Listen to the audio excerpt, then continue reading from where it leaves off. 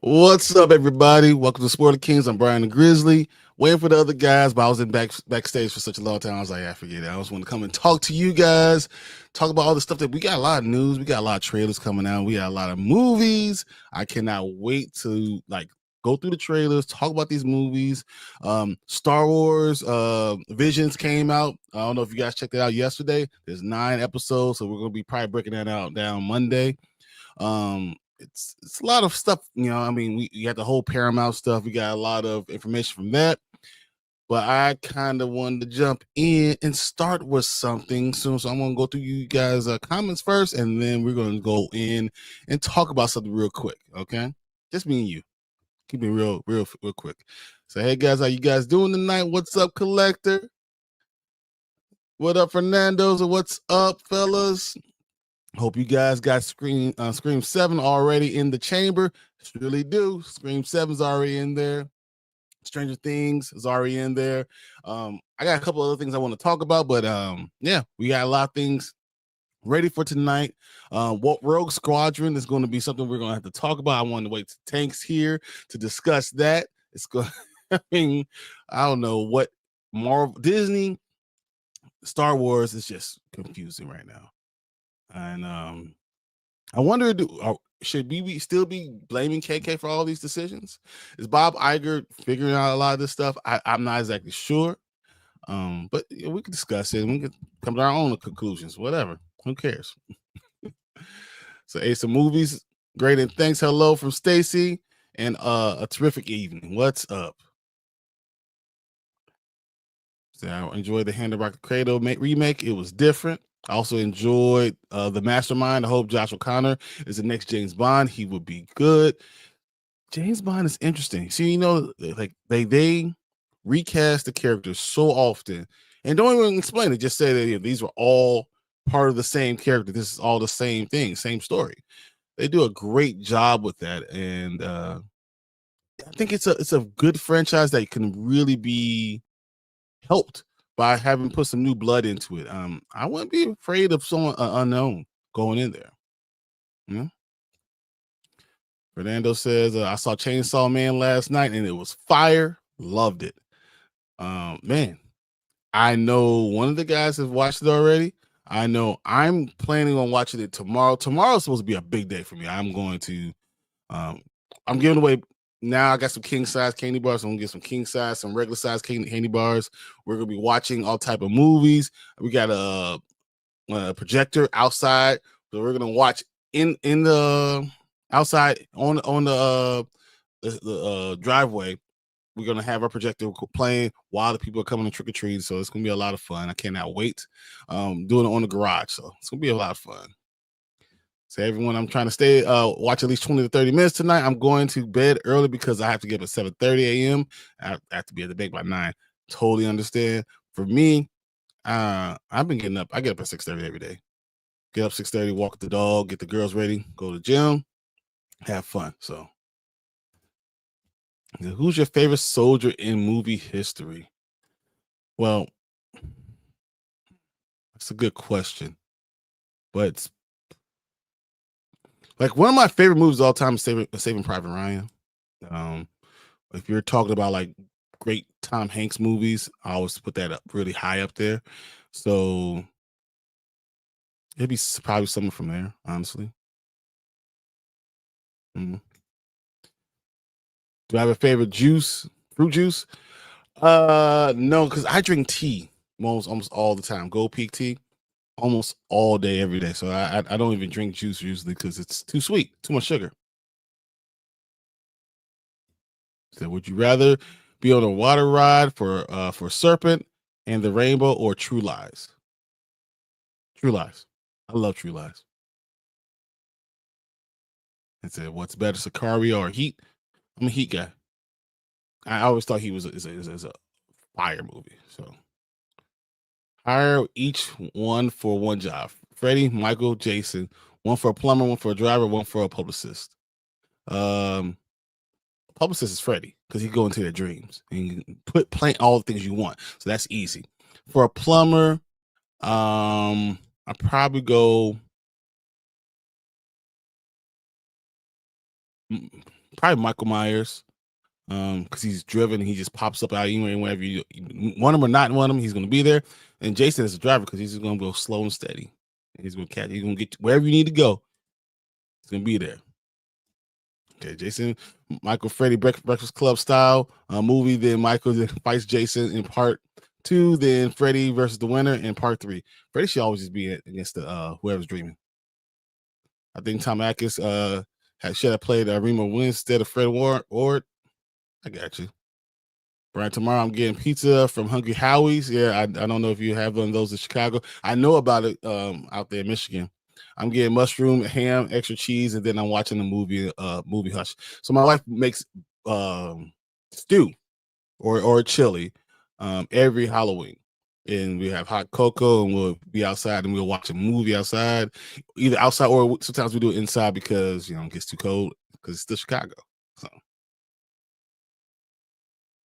So Fernando says the Running Man trailer looks really dope. I'm just hoping that they hit on the movie.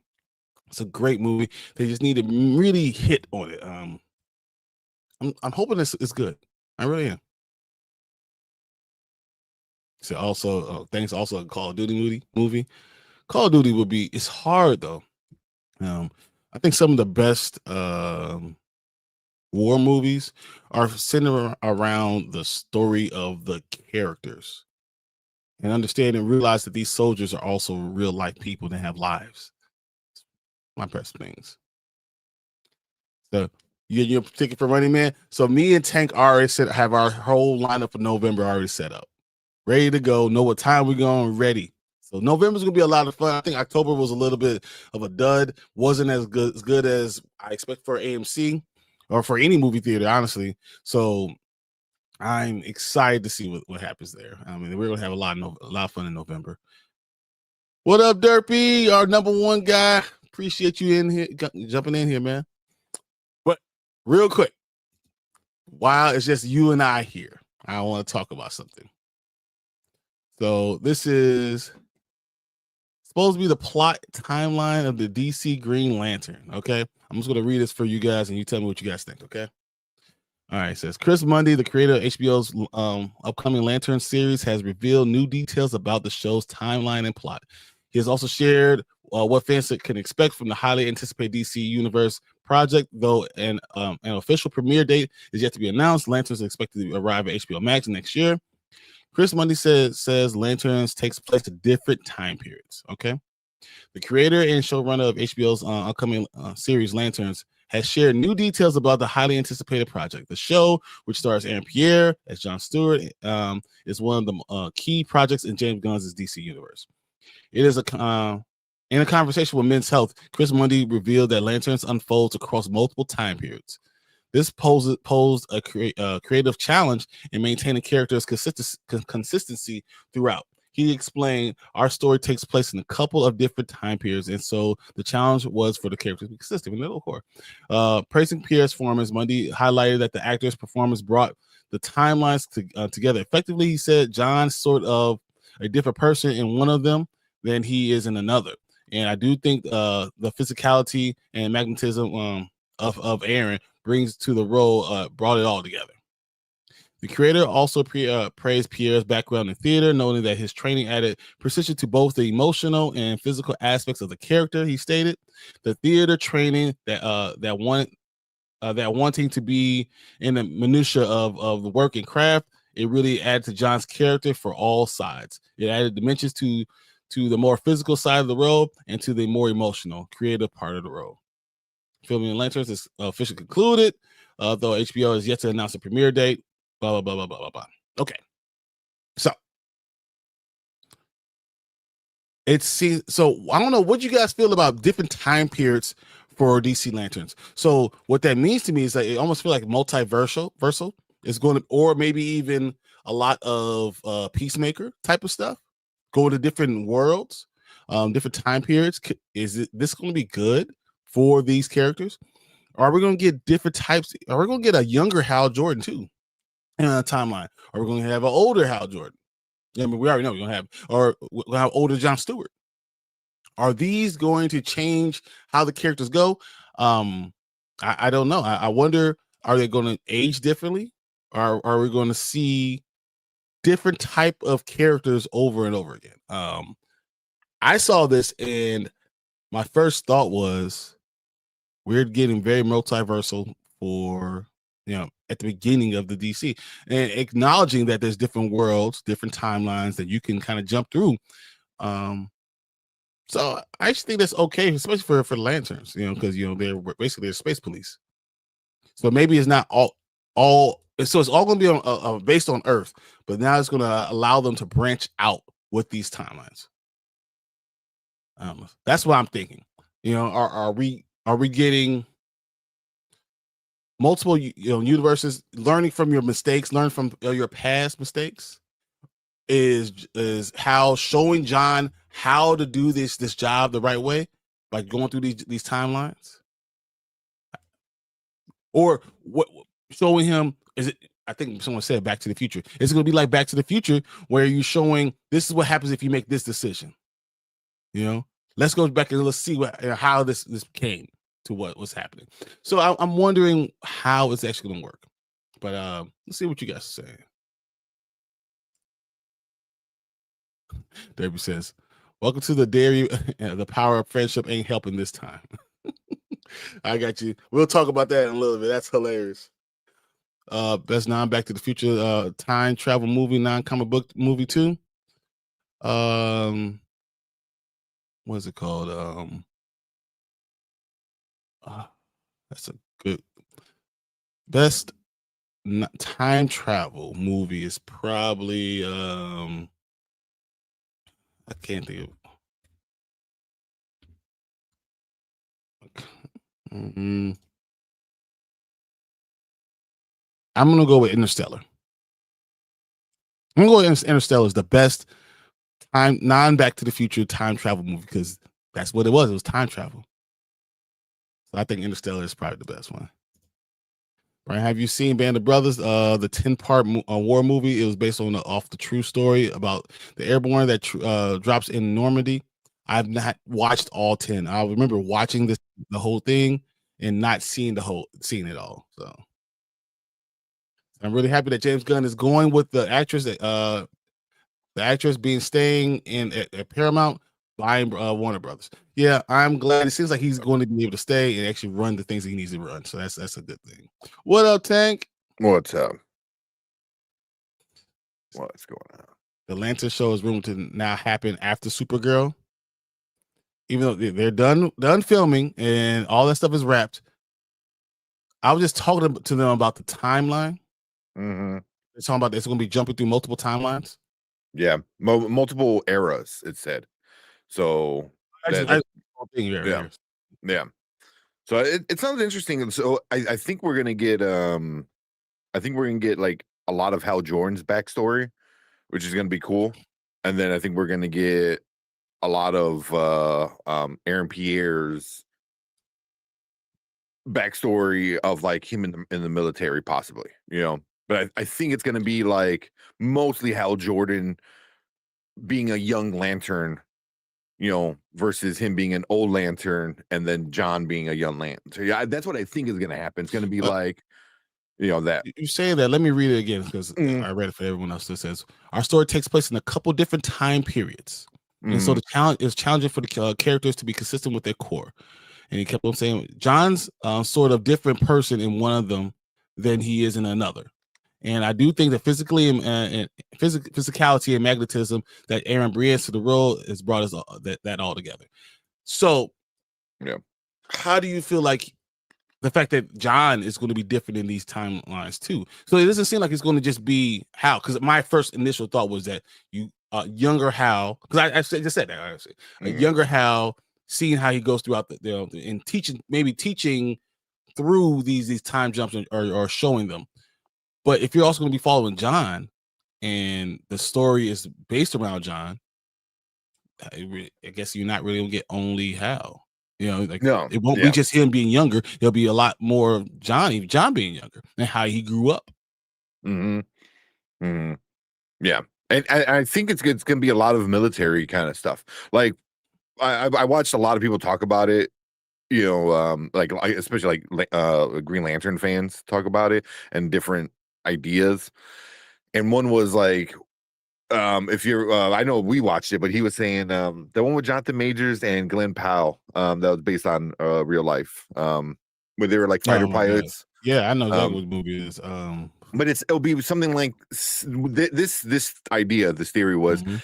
it'll be what if John had, kind of dealt with that, he dealt with being a black man in the Marines, young, very young, and doing that, but he's really like an architect, at so it's like at his heart he's an architect, but yeah, he's being forced to be a Marine and be this and that and blah blah blah, and then and obviously as you're Devotion. younger, as you're, very young, 17, 18, you're different than you are as you're like even like 35 or 25 to 30, so But devotion. Thank that you. I don't know if it's not a long period of time if he's No, only going I to be mean, 32 years old. He's yeah, not going to he's be gonna be like, young.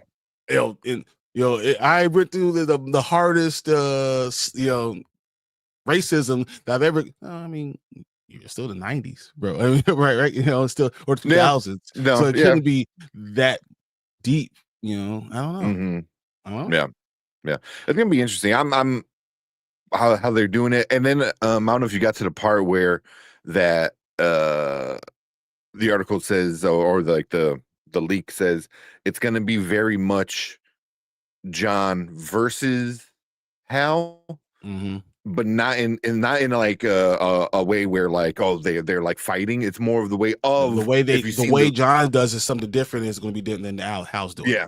Well, Yeah, it's gonna be like more irritating. So it'll be more like the actual first season of that was the HBO show with Woody Harrelson and the one that's supposed to be um it's supposed to be it's blah blah blah in space. The because Woody detective, Harrelson is True going to be awesome. Detective, True True Detective. Detective. Okay, I was like, I'm like, what the hell? It was very much like, it's going to be very much like that, where they're going to they're going to work together and be a good team, but they're going to get on each other's nerves a lot. You know what I mean? So, well, I mean, I I think just if me as a younger black guy, and not even really young anymore, Derby. and then have an old white guy trying to tell me we're going to do different things, man. It's just not going to work. We're not going Yeah, to see things the same yeah, way. So yeah, I could see that. I could definitely see yeah. that. But I think She Dreads Me, brought up an article that was been kind of making its way around, where supposedly James Gunn is going to be like, this is going to be your quote unquote like Black Panther of the DCU. Wow, I got rid of you. Yeah, all right. As I bring that up, you're like, don't talk about that. How dare you bring I up know, Black Panther right but it's now? gonna be Right? like, he's gonna be How dare we go there? your like, at least the article she shared was like, this is gonna be your lead black man. That's gonna be like taking the reins for a lot of the Justice League as that starts to develop. I Because mean, who else could do it? Who well, else could do it that's why. besides John Stewart? I mean, literally, Yeah, if I talk about Static Shock, I talk about Black Lightning, but those are not A-list characters. So they're yeah, just not. yeah, They don't yeah. I roll off mean, your Black Lightning mind. could be a good leader, and he is in many But versions. he's not really. Um, He's not a Justice League member. It's it more. takes him a while. That's just not. You know, You know. yeah. Now who is John Stewart is the number one DC black guy. That's just what Oh, it is. yeah, yeah, You yeah. know, But Stacks is fun though. yeah, Static is fun. Static's young. He's gonna be like your version, or the DC version of like something like Spider-Man. He's gonna be young and need mentorship and this and that, and then different members of the league probably can help him out. But John makes sense, where like, if you have a Batman who might be a little bit more older and have problems with kids, and multiple Robins and stuff like that, and then also like Superman who's fairly young, like, you're gonna need a leader, and I think they're making John out to be a leader, so that's what I hope. That's what I hope. That's what a lot of theories I'm reading about is they're really making John out to be like, he's gonna be one of the head dudes of the Justice League. Obviously I'm not just a dude, but don't do it too fast. But I am happy that we're actually going to get something like this because James Gunn's not going to be kicked out. So that's a good thing. yeah. Also, I mean, even that, it's like he's not kicked out right off the bat. but there's a lot of people that have been saying like what you were saying. If all If these it movies doesn't start make money, flopping, yeah, if it doesn't make money, they're not going then to. There's no reason. Yeah. Yeah. But I'm not too worried. Too worried. Yeah. Yeah. I'm pretty psyched about the last thing. Also, I watched New Frontier. I didn't read the comic book side of it. I only watched the animated side of it. I didn't care for the animation style. Story this is was my really PC. good. And I'm like, okay, if that's the route they go with the center, I don't hate it. I don't hate it. It would, they obviously would change things. It would be obviously John Stewart would gain the confidence and the the mastery of the lantern rather than Hal. Hmm. But I'm like, okay. Oh, I I'm like, it was a pretty good cartoon. I enjoyed it. It's not like the best DC ever, but like out of the newer stuff, that was probably one of the better ones. But I was like, because I didn't see how it would fit. It was really weird, but it worked. I don't know how if anything fits right now because we don't have enough information. As of Yeah. right now, I don't know how any I of mean, this stuff fits. I don't know that's how you get the a young rumor. Superman and an old Batman. I don't know how that's going to fit. I don't know how any of this stuff is going to fit right now. Yeah. So whatever, it Yeah. is what it is. Yeah. The old Batman is interesting, because But like how with the old is young old? with the Yeah. young Superman, it's not about being an old Batman, but old Batman with young Superman. Mm-hmm. Mm-hmm. Like how Because long what are we if, going to get him? yeah, because what if that was another thing I read, or, another theory was, what if this takes place before Superman movie happened, right? Which would make John, this is being a prequel to Superman, so he would be a superhero longer than Superman. But then why would he not have been around during Superman when we had all those other heroes there? But you had Guy. But Yeah, supposedly Guy's going to be in this one too, and already Nathan Fillion said he's never said the F word more in his life than as Guy. So I was like, I of wonder course. if that's a young guy too. I wonder if it's a young Guy Gardner. So So then John that will, Stewart is older by the time we get there, like get to you know, when he's with Superman, he's older. How you gonna do that when he's 32 now? You don't want yeah, him to be aged. How you gonna age him up? Aaron Pierre looks like he's 25 years old, yeah, he's 26 young. years old. So like there's no way for you to age that up. I don't know how Yeah, that works at yeah, all. yeah. That was just like a theory, because then you would have it where everyone's kind of the same age everyone's the same age except Superman is just new to the game. And I'm like, But then if wouldn't they wouldn't do that John right, been there? But I guess if John is out in the cosmos, if you he's could do doing his it own that thing, way. He's out there doing this thing. So maybe yeah, he's still young, but he's just been doing it for 10 years. mm-hmm, Fernando yeah. said, "What up, Deuce? Appreciate you being here. Hey, I What's appreciate up, your help on Deuce? Tuesday too, Deuce.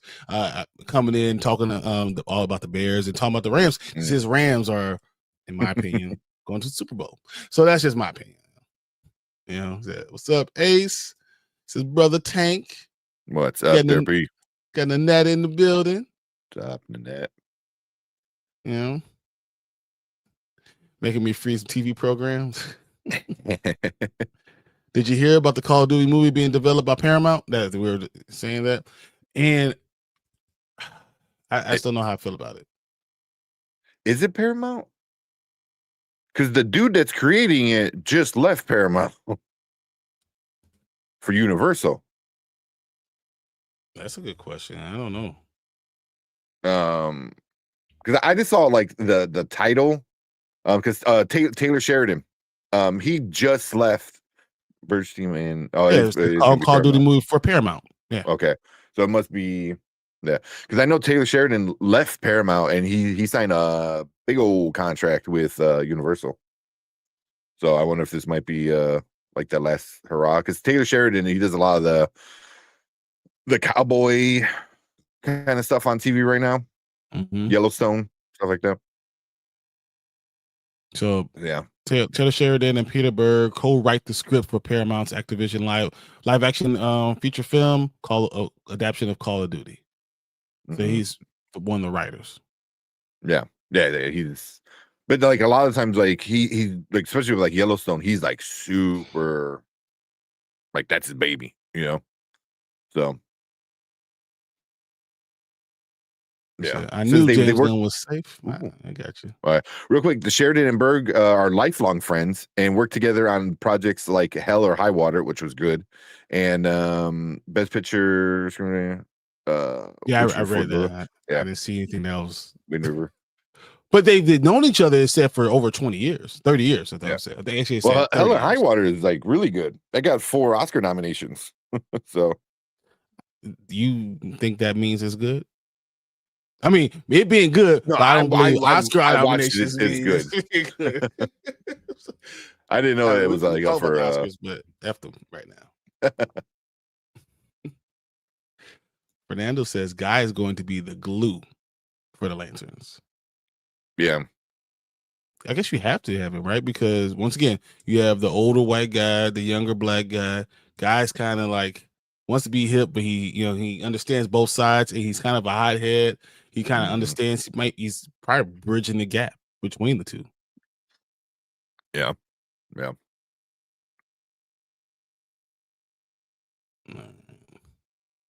All right, so now everyone's talking about something different. So, Okay. Yeah, but I'm really curious to see what happens with the Lantern show because like there were like people saying that there might be Oa, you might see some Guardians, which obviously makes sense. You know, I really want to see Kilowog. I really, really want to see Kilowog. I don't know if they're gonna bring in Kilowog. I hope they do. You know, isn't it supposed to be based mostly on Earth? mostly on Earth. Yeah. But if they do flashbacks, and it's a young Hal, I mean, we're getting Sinestro, so we already know that Sinestro's in the show. So at some point, I think it's going to be somewhere in space. Hmm. But I- Kilowog might be a lot because that's going to be all CGI, and I don't know how much money they're spending on this show. But he's just one of my favorite like Green Lanterns because he's just a badass. So. And then also he's showing up in Absolute Green Lantern. I don't know if you've seen that yet. Kilowog No, in Absolute Green Lantern. I'm just thinking about you being so angry with this show. Oh, 100%. All this stuff. I'm just thinking of you walking in and saying, "What the hell are they doing?" and having all this laundry list of everything because it's an HBO show and they're not going to do everything that you think they're going to do. And Yeah. I As long see. as as long as it's good, that's all I really care about. Because you can always mention a character or mention this or do that and not need to show it. But as long as it's good, then if it's good, that means later on you could do other stuff. If it just sucks right off the bat, I think you're gonna have a big problem, because you're introducing like people that are no, you're introducing the people in the Justice League that are space. This is your first time talking about people who are going to be bringing a lot of intergalactic problems. Granted, it's in on Earth, so it's that, but it's still. on Earth and they haven't done anything yet, so they haven't really put things on Earth, really set it or things in space. So like, I don't know. I think it might be too early to do it. I will hope at the end of the series would be them going off into space. Yeah. The end of the but is it them or is it just John? I don't know. I don't know if Hal survives the show. Honestly, I'm wondering if that's what they're gonna do. Oh, I can see that. I understand that too. Yeah. Which is not bad because you can bring Hal back to life later. They've done that before. Get a younger actor.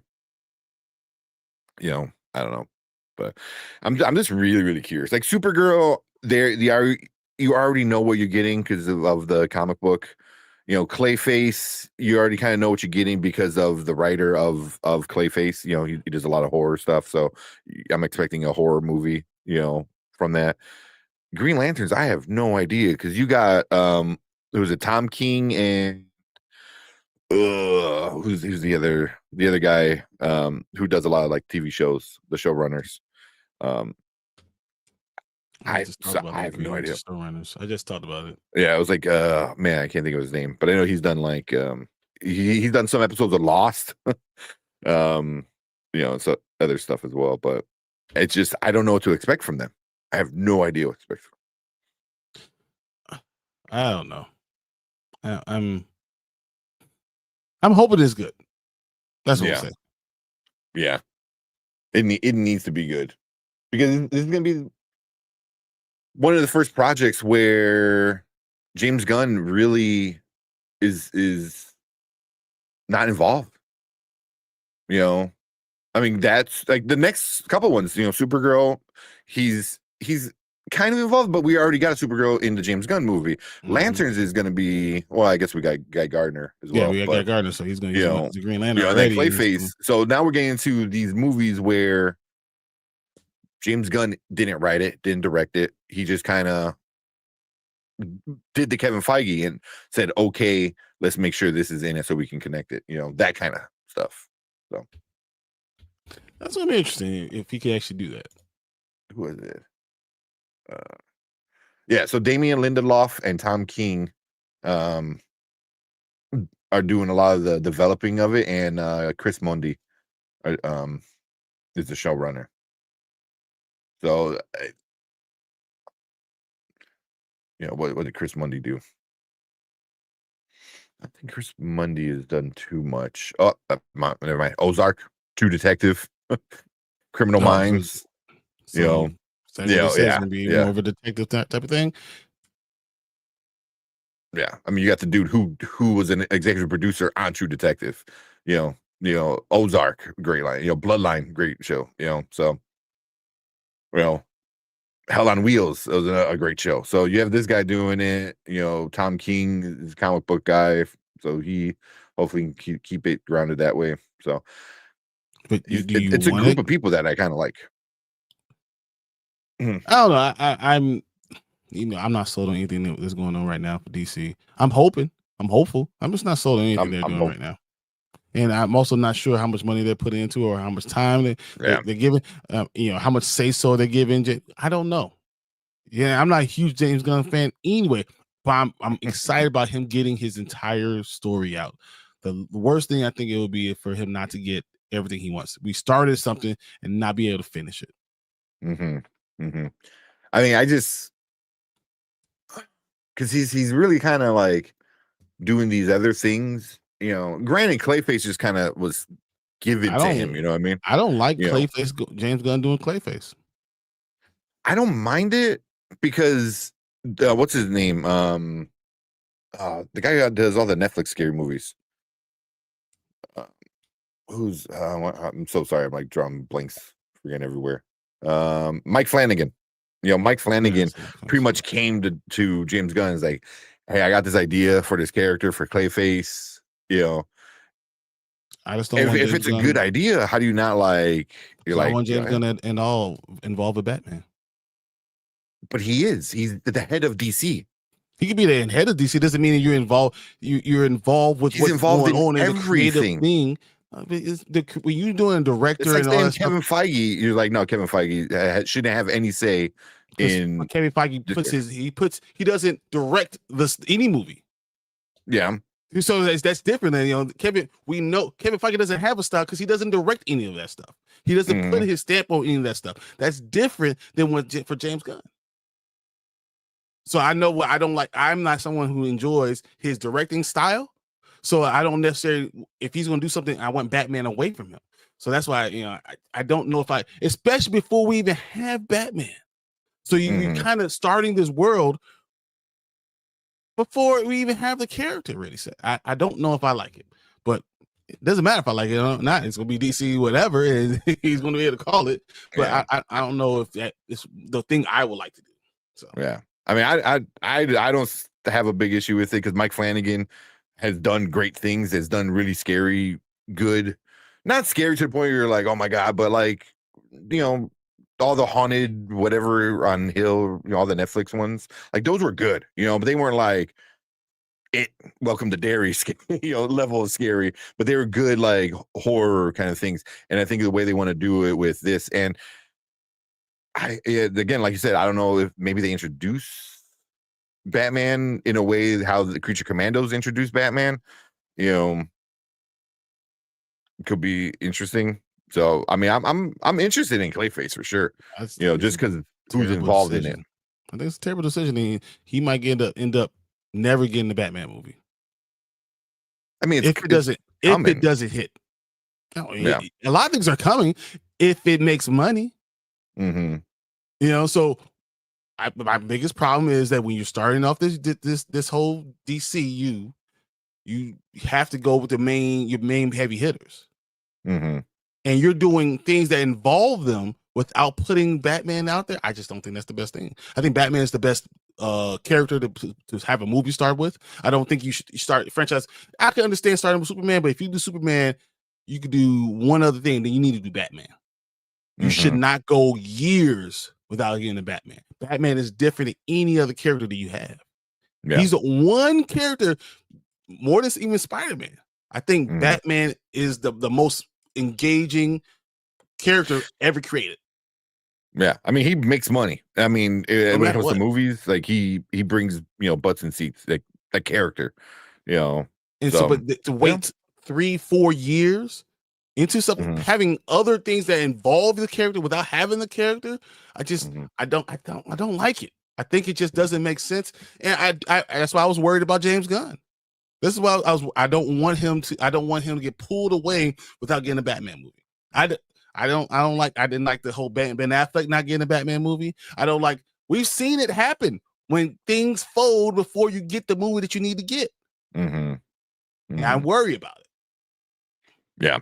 Yeah. I mean, I wonder how much of it was like Warner Brothers, like, we're making Batman 2, so you need to deal with it. Because if they're forcing, a Batman 2, whether James Gunn likes it or not, and it was really happening before James Gunn was even head of the studio, I guess it sucks that you have to work around it. It's like, But I don't the think you hell? go that long. I just Yeah. don't know you can Yeah. go that long without doing it. It's I don't know if it's any other world that you can even compare it to, honestly.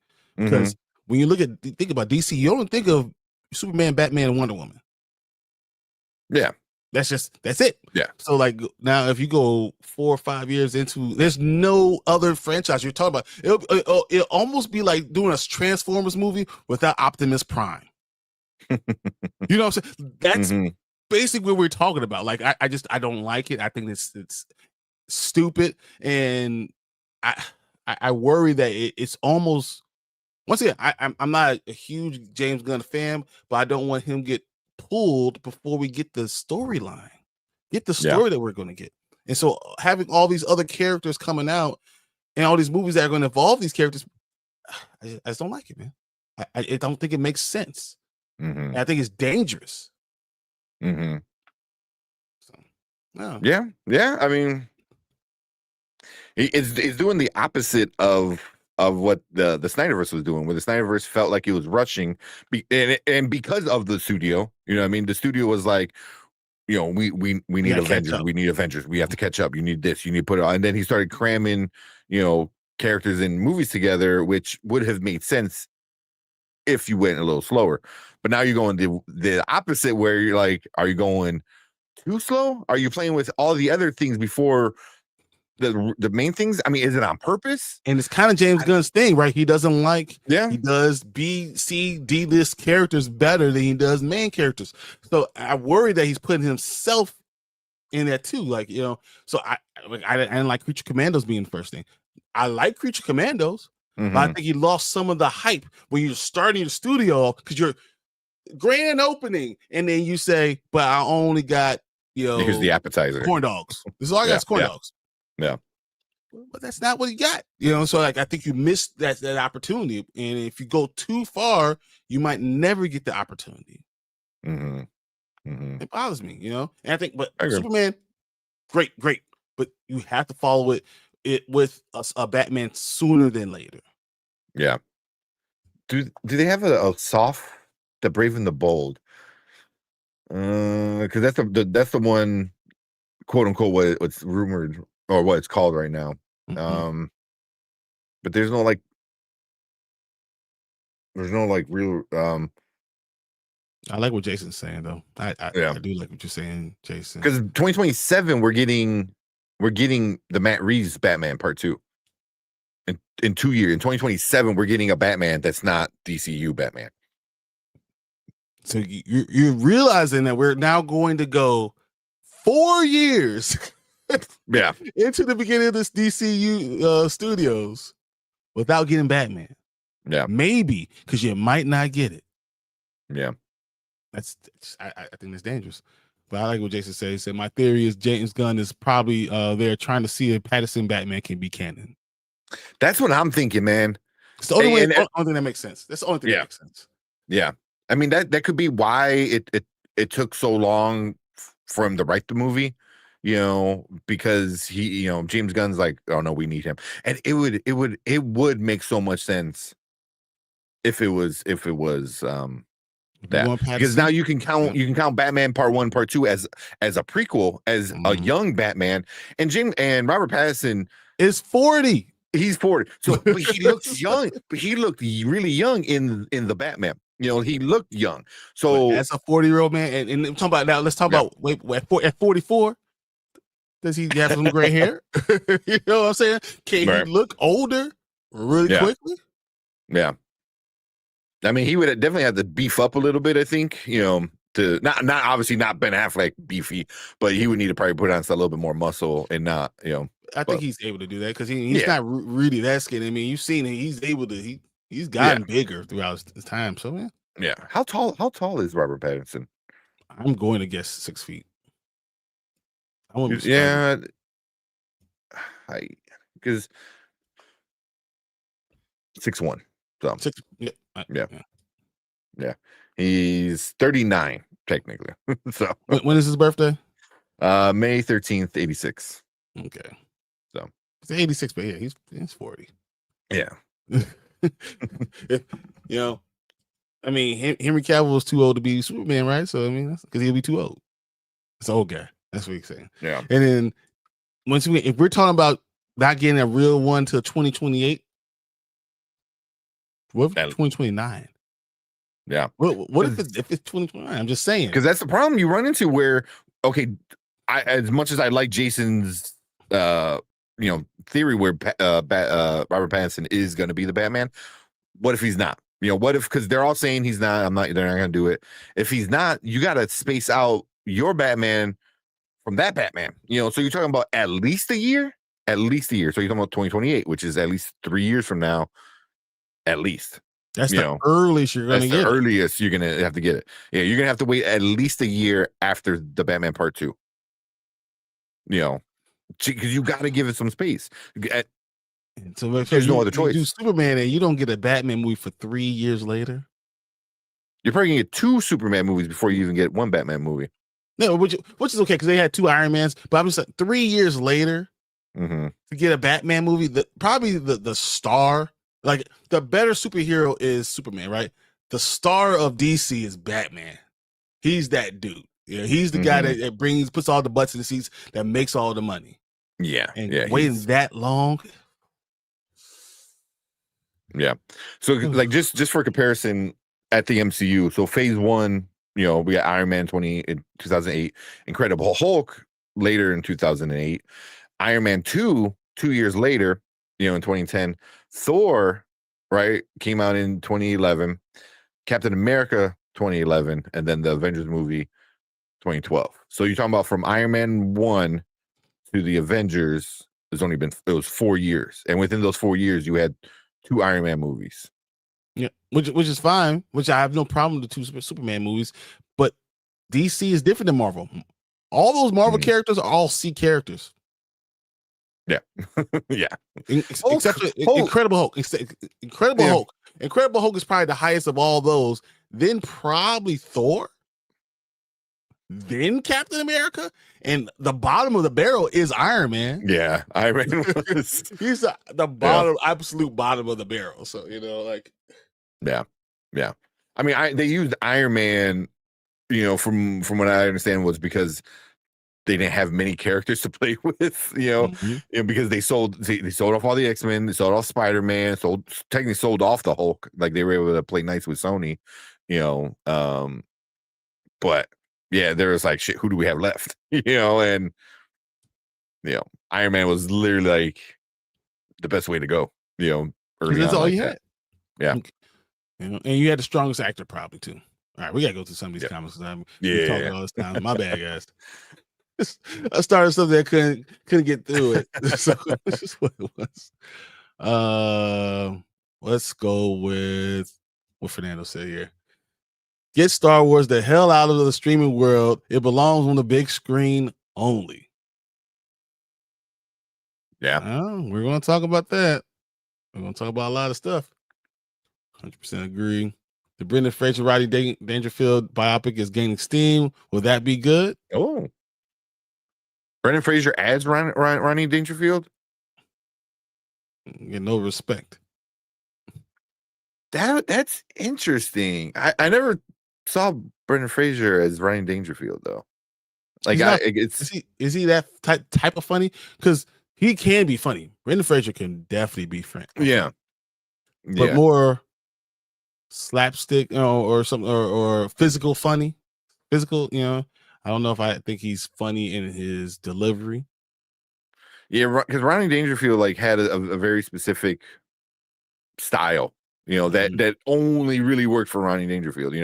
Like that's interesting. I want to see a picture. I want to see a picture. Jason says, speaking of Transformers, do you think we will ever get Transformers and G.I. Joe? It's looking like they tried.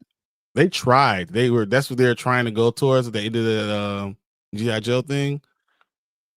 We are, yeah. We were supposed to talk. Well, it was on our list of topics a few earlier, like last week. We are getting an animated Energon universe show. It's gonna be very adult, like the comic books that we're getting. Yes. With Voltron, Transformers, yes. G.I. Joe is.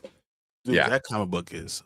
It's so good. Like Void Rivals out of nowhere, and then it's like, oh, it's Transformers. You're like, what? And then I kind of stopped. I need to really get back onto it. But the G.I. Joe part of it was amazing. And then once they started connecting it, I was like, holy shit, this is so good. But we're gonna get the Energon. We're gonna get that with those comic books in animated form. I think they're saying Amazon, but I don't think it's official yet. But we're getting. I need one of these big time I need one of these big time studios to be able to have it, which would make sense. I mean, give me Apple too. Apple too. Oh my god! But Robert Kirkman's already working with. Yeah, it's true. With Amazon with Invincible, so it's going to be in that kind of style, because Invincible is very adult as well. So yeah, so I think that's all we're going to get. I don't think we're going to do live action, especially if Michael Bay comes back. Kiss that bye bye. Dude, we're gonna get. They're bringing back Michael fucking Bay. What? You know what? And you know what? I'm sorry, because me hating so much on that Beast Wars movie, people were like, "Oh, no one really liked the movie." Like, bring back Michael Bay. I was like, "No, that's the worst thing." No, you did it. It's my fault. So you did it. Because I hated that movie. They're like, "Oh, see, people love Michael Bay." I was like, "No, he never said those type of things about Michael Bay movies. Let's bring him on back." Oh, so, all right. Jason says my theory with Gunn is probably trying to see passing. We saw that. Yeah. So that he's just saying, "Hi, Tom Cruise for Batman." He's like 65 years old. He's old. He'll be an old Batman running everywhere, and he's little. Yeah, he's tiny. He Lego Batman. So he's gonna be Lego. Yeah, that's true. We did Lego Batman. Fernando says, I think James Gunn started with B-level actors, characters to distance himself from the Snyderverse. I think James Gunn did it because just James Gunn does. That's what he likes. But he was never really offered. Yeah. Because he was never offered like big characters. He was offered Guardians with Marvel, and he made good with that. And then he turned around and was offered Suicide Squad, which are nothing but D and C list characters. So I have to say, not having Pattinson or having two Batmans at the same time is just dumb. Seriously, Can I argue with anything you said? I can't argue with anything you just said. Nothing. Yeah. It's dumb. And the fact that we're going to have this big old time again. Oh my God. It made me angry all again. I did some digging and I know Matt Reeves really doesn't want to do something with an extended franchise except Batman. I don't know about Pattinson though. I can see Pattinson doing it for a little while. And then how would you feel about that? Mm-hmm. Pattinson did it, started it, and then left. And now instead of getting Bruce Wayne Batman in DCU, yeah, let's give me Damian. How'd you do that like that? How about that? How about we get his son be the main Batman? Though you got 100 years of Batman, let's go ahead and give Damian the main DCU Batman. Let's go. See there will be riots. But y'all okay with little T'Challa or Toussaint? Toussaint. Ain't no damn sense. What up, Tony? What's up, Tony? You came in, man. Oh man, that's why Marvel is kind of struggling right now because we have to wait for so much for sequels. Imagine Doctor Strange having to wait 6 years for the second one. Well, isn't it the third? We have Multiverse of Madness, Doctor Strange, then Multiverse of Madness. This would be the third one that we're going to have, and which is probably going to be, I could see in between Doomsday and Secret Wars. Yeah. So this will be a third. It'll be the trilogy. You're not going to not get a trilogy. I think you will get the trilogy, and Doctor Strange will connect to Doomsday because Doctor Strange is going to be connected to Doom. What the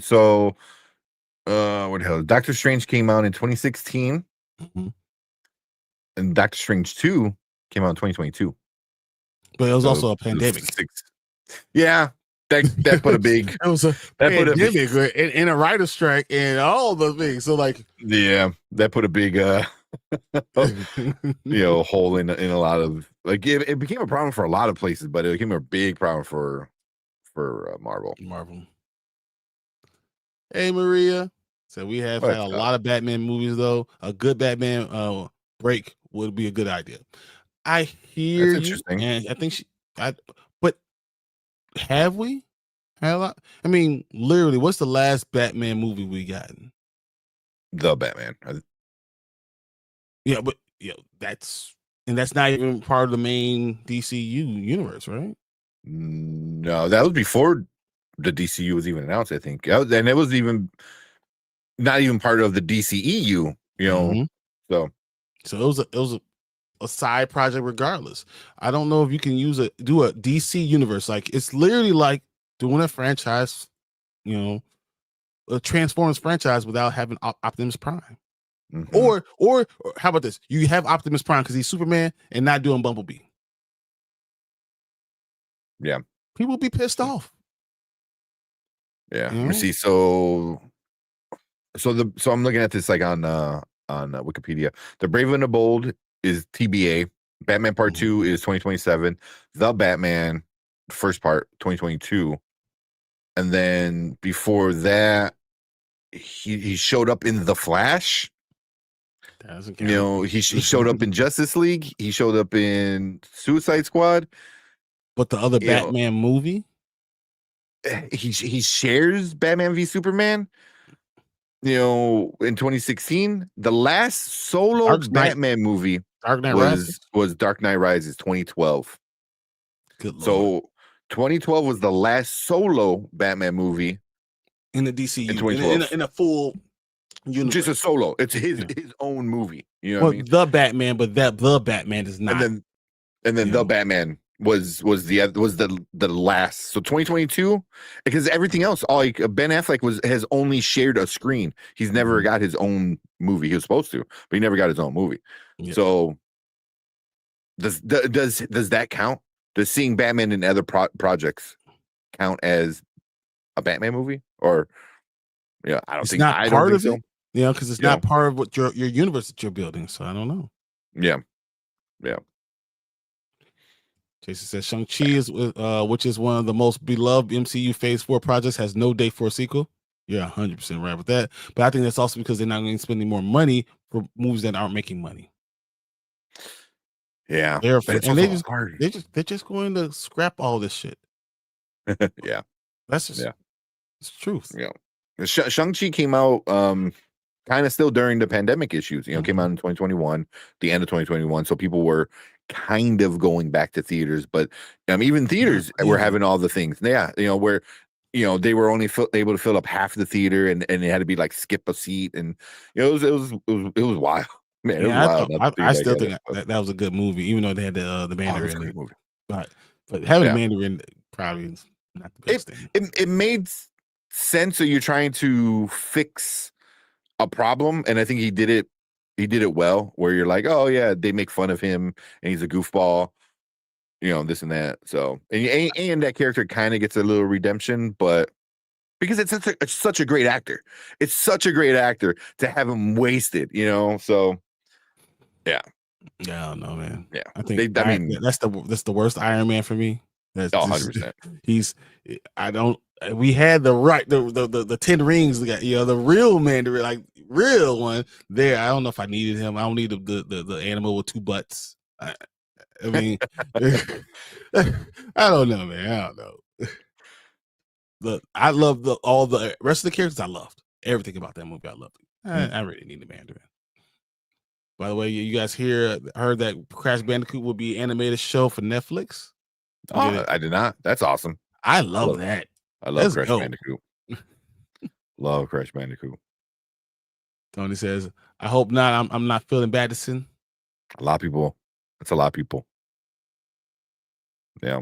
Said Matt Reeves is being a pain in the ass about everything. and you can imagine if Matt Reeves was going to actually do a Batman movie, we'll have to wait 12 years for each one. for the script. For the script to be written. We're like, oh well, we're trying to come out with one next year. Well, I'll have the script written done in 2032. What? Yeah, right. He came out recently and said something like he wanted to work on something. Like he's like, oh, I wouldn't mind if I get to work on this project.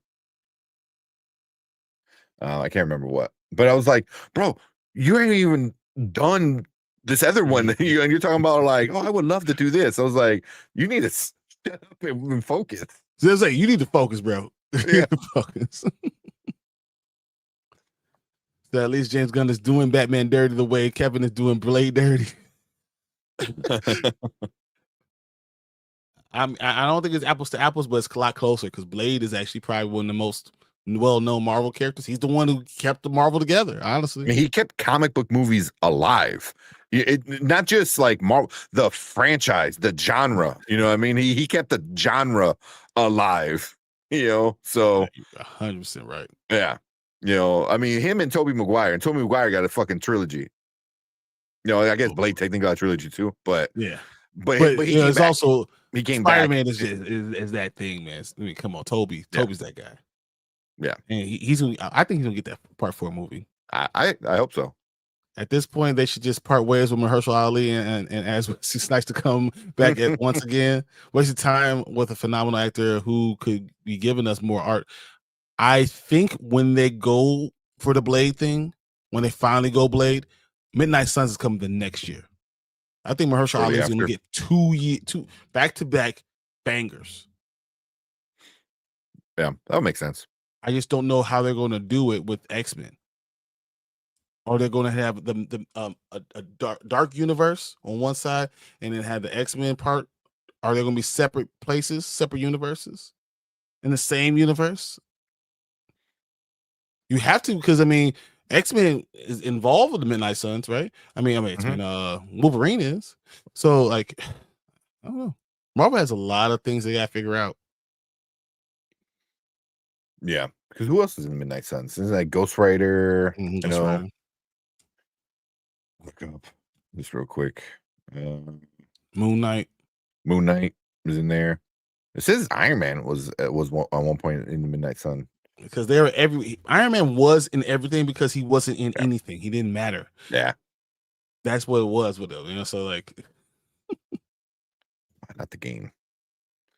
Who are the members? Blade, Doctor Strange. Doctor Strange fits perfectly. Ghost Rider, Morbius, and Wolverine.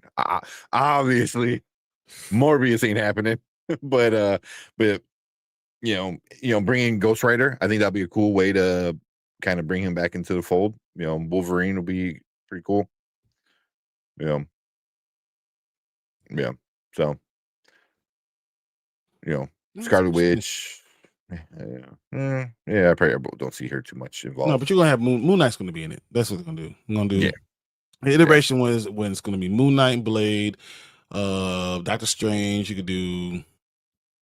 One of the anti-heroes. Maybe they do something stupid like Venom. I don't know how they're gonna do, but they're gonna do an iteration that's something like that. Instead of doing Morbius. Even though he's a fucking vampire, that makes most sense. But well, I think they can't use him because he's a Sony guy, right? Just on that level, minus the shitty movie. Just legally, they probably wouldn't be able to. I mean, you could buy back Morbius if you really wanted to for like 15 cents and a stick of gum. Kevin says, I do believe Disney Plus is training folks to watch to see certain films, wait until they come to streaming service. I think that's exactly what they're doing. I think they're trying to push that idea. Yeah. I mean, we see it now. I mean, movies are not staying in theaters for long. It's like you've been saying, why? Why am I gonna pay a theater? They gotta do this, and we gotta talk to all these other companies rather than, all right, you're gonna be here for a month, and then we're gonna put you on like all these other places where you have to spend money, like Fandango and Amazon and stuff, and then after that, then you come to a streaming service.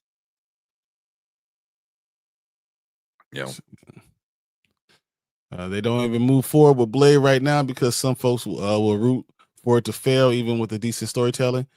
I just think you just can't do it right now because you're trying to you're trying to do a soft reboot. So you don't want to do a soft reboot while trying to get another franchise off. Yeah. You should have done it already. That's the problem. You should have already done this, and now you wait too long. Yeah. Yep. So, by the way, this is interesting. So the writer of Doomsday, previously also the writer of Kang Dynasty, actually revealed what was supposed to be in a way Kang Dynasty. Yeah, I did see that. Yeah. What up, B? What's going on? Oh, not too much. What's going on, guys? Oh, you sound good right away. All right, that sounds like you.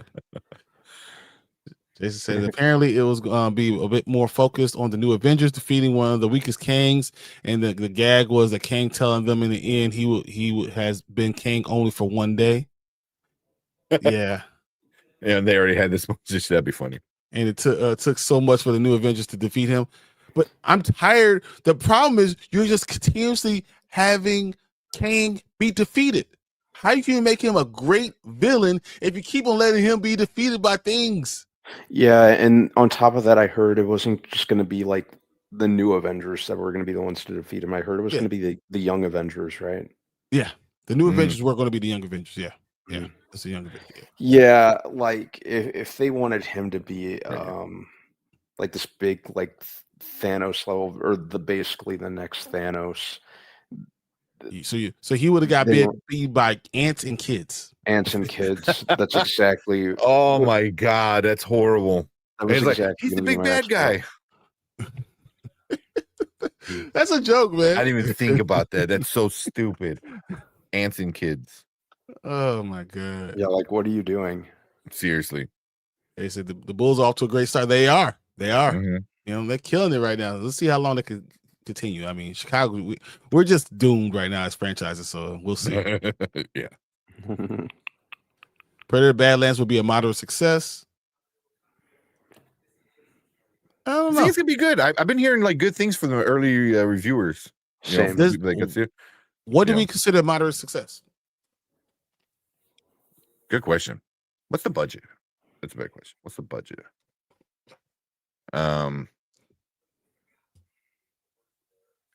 The budget for this one is 100 million. So it needs to make 3. Can Predator Badlands make $3 million? $300 million. Yeah, it says some estimates placing the break-even point at as high as 250. Yeah. So to be a moderate success, it needs to make $300 million, right? Right about? Yeah. About I would there, say that. I would say moderate success is breaking even. You know, I can see it being a little bit more. I don't know. So I always think about Sinners and how much of a ground swelling it took for Sinners to make as much money as it did. Mm-hmm. You know, it took a long time. It took a lot of push. So, man, I don't know. It looks good, but does it take someone like me to go see it? No, but you're trying to grab, the soccer mom. Yeah. So, I don't know. I mean, also, Yeah, we'll you got see. a lot of racist people. Yeah, a lot of racist people, saying shit about that movie way before they even released. So, but there's racist people in the world. I never knew. Did you not read the Batman issue? I mean, I just being outside. I know, right? Well, yeah, my black man. I walked outside.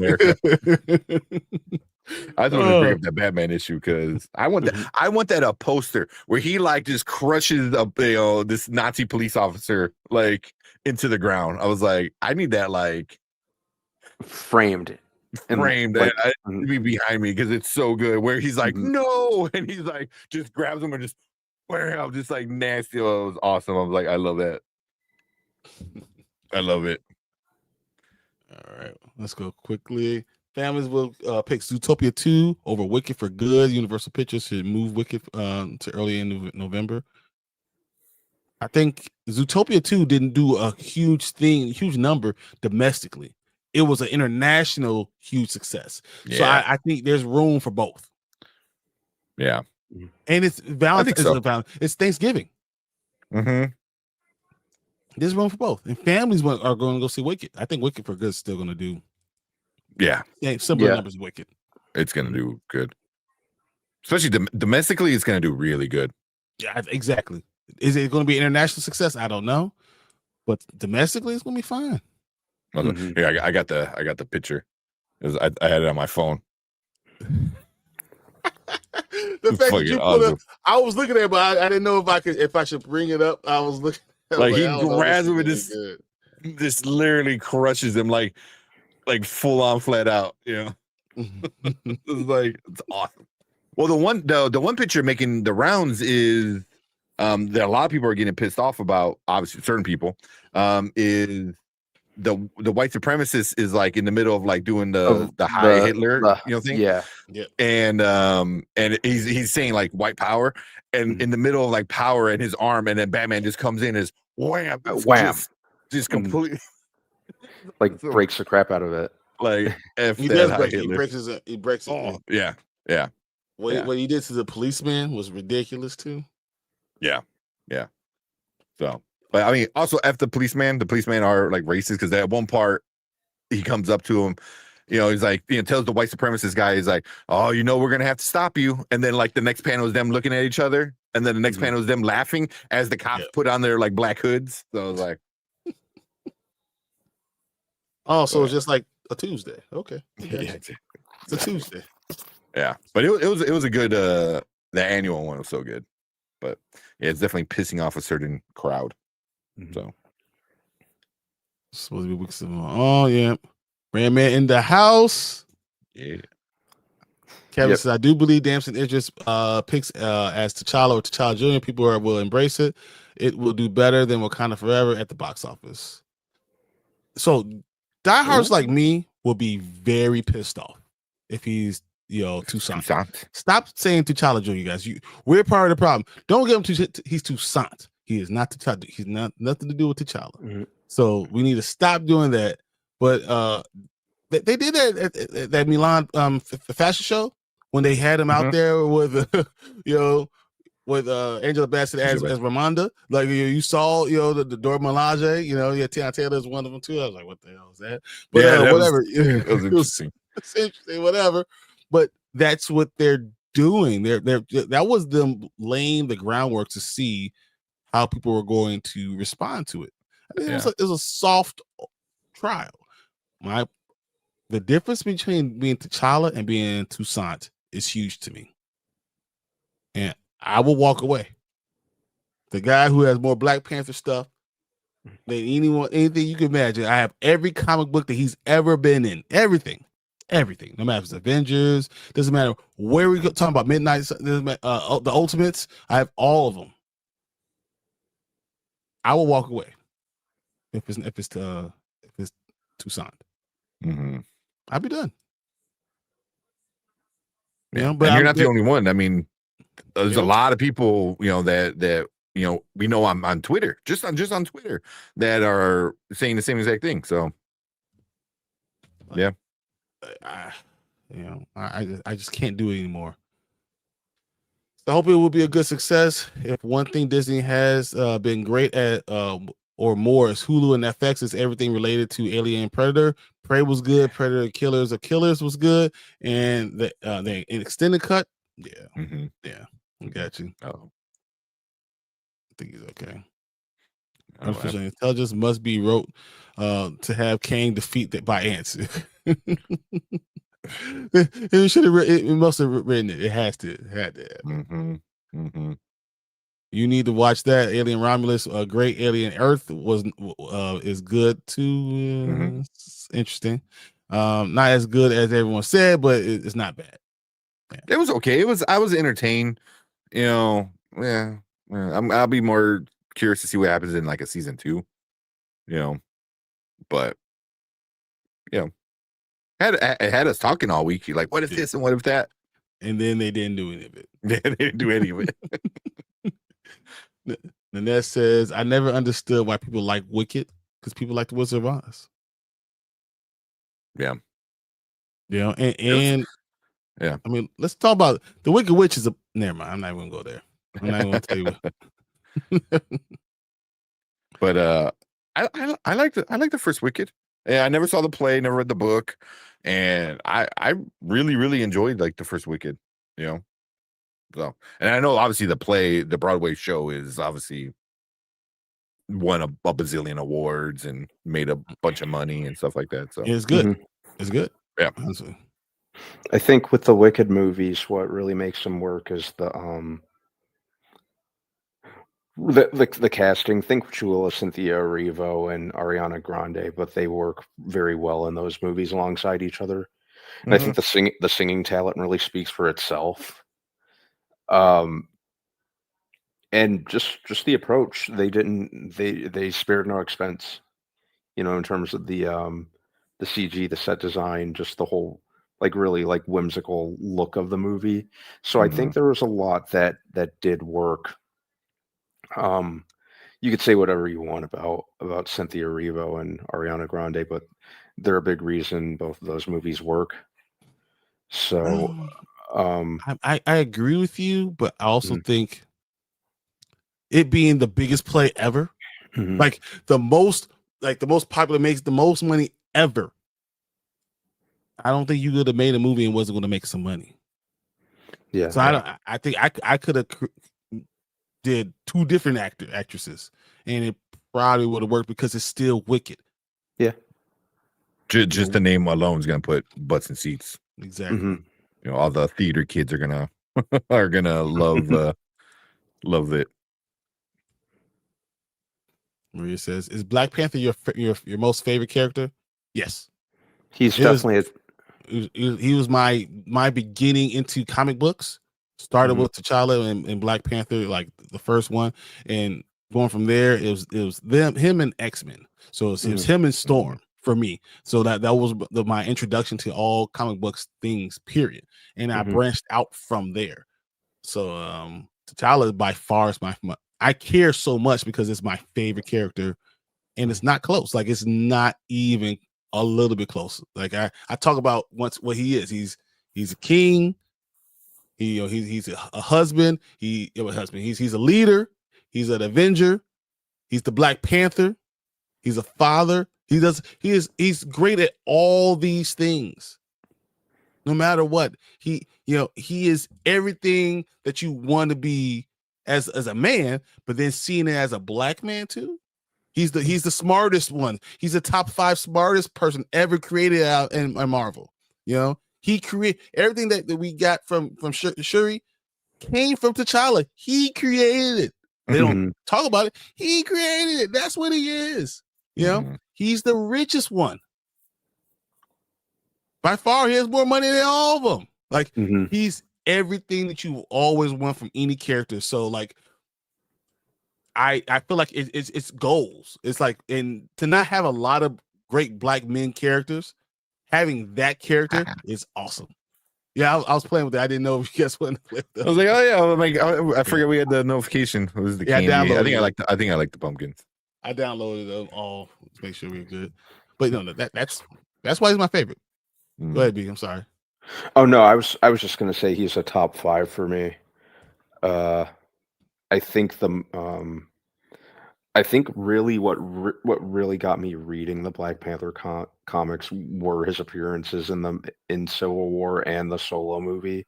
That's what really, you know, I had always kind of casually paid attention to him on and off, but that's what really gave the movies kind of gave me that push that I needed.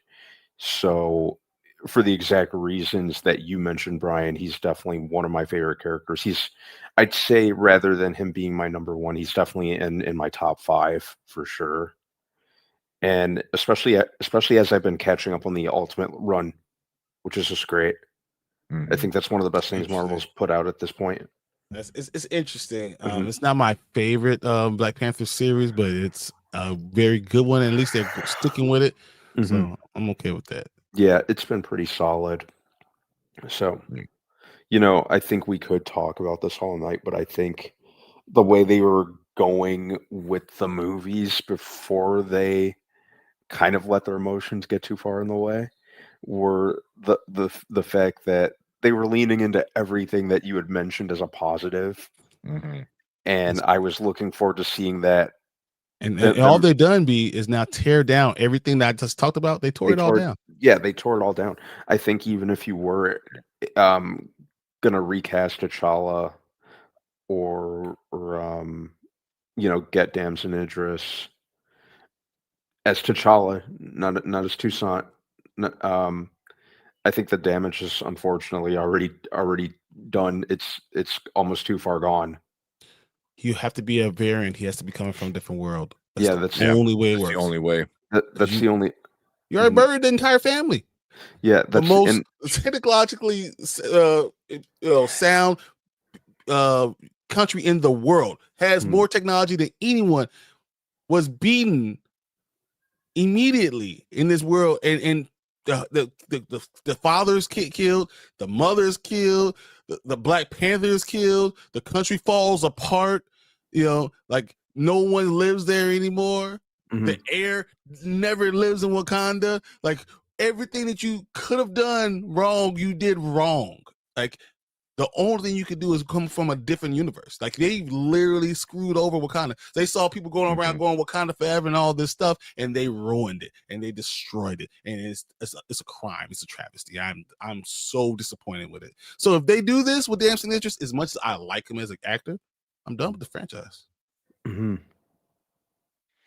Yeah, I mean, it's scary because as much as we want it to be T'Challa from another universe, it looks like it's going to be Toussaint from another universe, which is the dumbest shit ever. Which is the dumbest thing.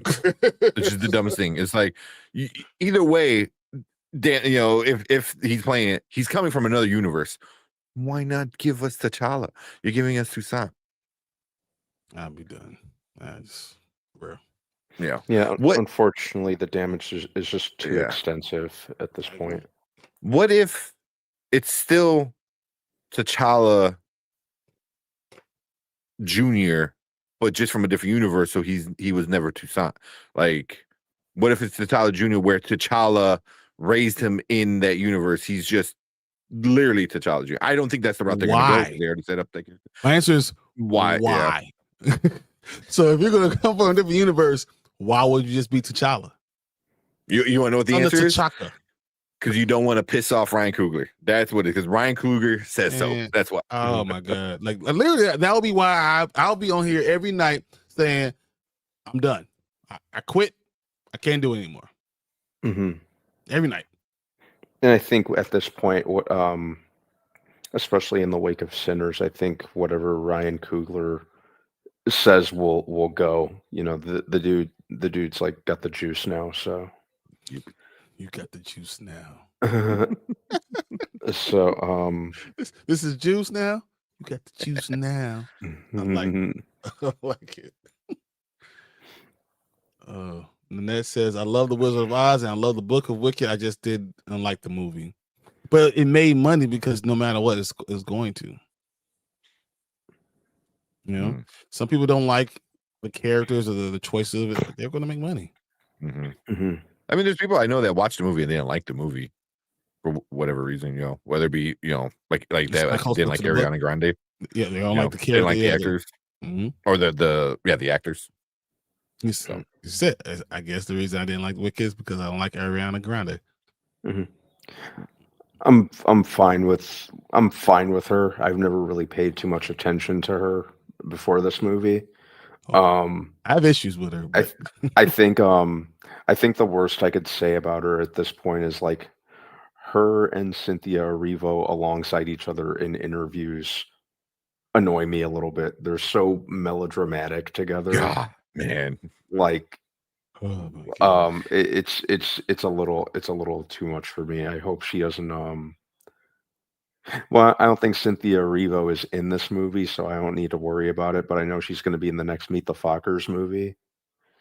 So I hope she's not pulling that crap in interviews alongside Ben Stiller and the rest when the movie comes out next year. Yeah. Yeah.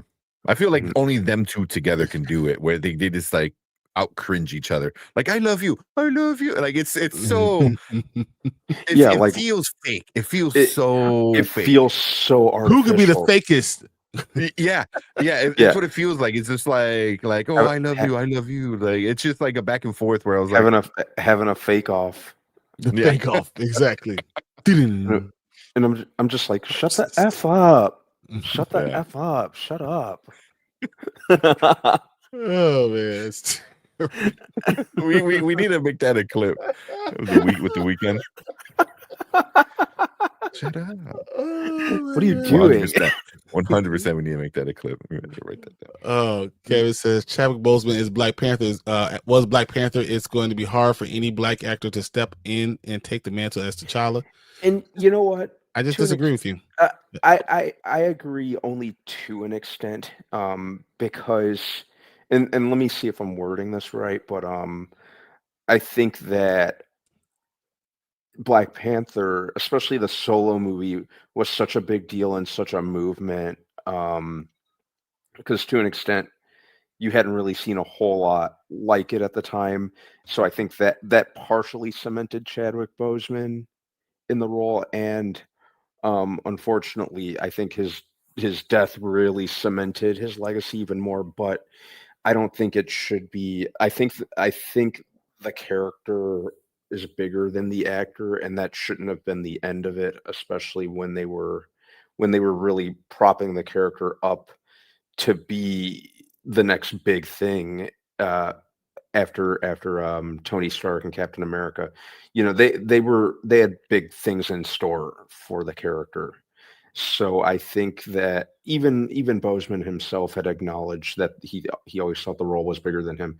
So I think the ultimate respect to him would have been to keep moving, you know, take the time to grieve, if need be, push the release date back a little bit, you know, and collect yourself, and then move forward as planned with a different actor. It's not like the thing I don't agree with it. It's hard for a black actor to step in and take the mantle as T'Challa. Was it difficult for Superman? Was it difficult for Batman? Yeah. Was it difficult for James Bond? Was it difficult for any of these other ones who an actor just stepped in and kept it going? Was it difficult for any of that stuff? So because it's a black character, I can't touch that. I can't touch that, you know. And the studio, it's revisionist history. Because do you not remember when Chadwick was negotiating his contract again, and they were like, maybe we'll step away from T'Challa? That was the report before any of this stuff happened with T'Challa. with Chadwick. They were like, maybe we'll go away from him. That was what the started studio asking was for too much doing. money. Immediately, it's in 2018. They were like, yeah, no, we'll just go with someone else. They were talking about getting rid of him. So if that was what the studio's response was while he was alive, then why are you changing all this stuff when he passes away? Mm-hmm. And pretend like he was it. Oh, that was it. That's all we can do. That's not what you said before. Mm-hmm. And that's why I say capitalizing off of someone's death. No, why I don't like. That's what I mean by it. You weren't with it before. You're talking about we'll go away from this character before. Yeah. Mm-hmm. But now you can't do it. Yeah. But also, I mean, you had people come out and already say, like, Aldous Hodge was like, I'll do it. He was like, 100%. I'll do it. You know, like he came out as like right off the bat, you know. He did an interview like last month saying, I will still do it, Yeah, guys. earlier I'm this still year. here. Yeah. You know, Yeah, he's going like this. Yeah. He's like, Cross. Yo, fuck that show. I'll be Black Panther. You know, like I will do this and leave immediately. yeah. Like literally, I'll be there tomorrow. Yeah. You know, but I mean, you have a lot of like what did Aldous Hodge, Idris Elba, right? Yeah, you know, coming out and saying, you know, and he's out here doing stuff with you know the actors dressed up as their characters, you know, so it's a lot, you know. Also, it reminds me of I don't know if you've seen there's a Michael Irving clip going around about I forget, he was on one of the late shows and he was asked about his number not being retired, you know, and he goes, why would I want my number retired? He goes, anytime somebody wears my number, they're talking about me. You know, like, oh, he goes, you know, Michael Irving would not have missed that catch, you know, and then if it's a great catch, he's like, oh man, look at that. You can't wear that number and drop that pass because Michael Irving would never drop a pass, you know. And I'm like, oh my God, that's so connected to like actors taking over multiple roles because they're always compared. And whether it be good, whether it be bad, they're always compared, which means the name is always talked about. You know what I mean? It's always talked about. We were talking about David Cornsweet. Is he as good as Henry? Is he as good as Reeves? You know, is like, yeah, like, was he better than the I forgot the other guy, the guy that did Superman Returns? Brandon Routh. Brandon Routh. You know, so like these names are brought up. You know what I mean? Like when you think of Brandon Routh, you don't think of him as Adam from the fucking Arrowverse. You think you think of Superman, you know. And he was Adam for way longer, right? So, but you think of Superman. You think Superman Returns. So, say if they would recast Chadwick during Bolton passing, that would have been disrespectful. We all missed T'Challa. Ryan Coogler was put in a different situation. He wasn't. You could have waited. Literally, you could have waited. No one was saying you had to go out there and do it immediately. You could have waited.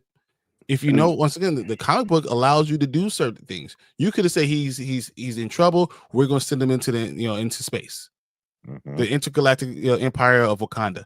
There's stuff. There's precedence for it. So you didn't have to do that thing. You didn't have to do what they did.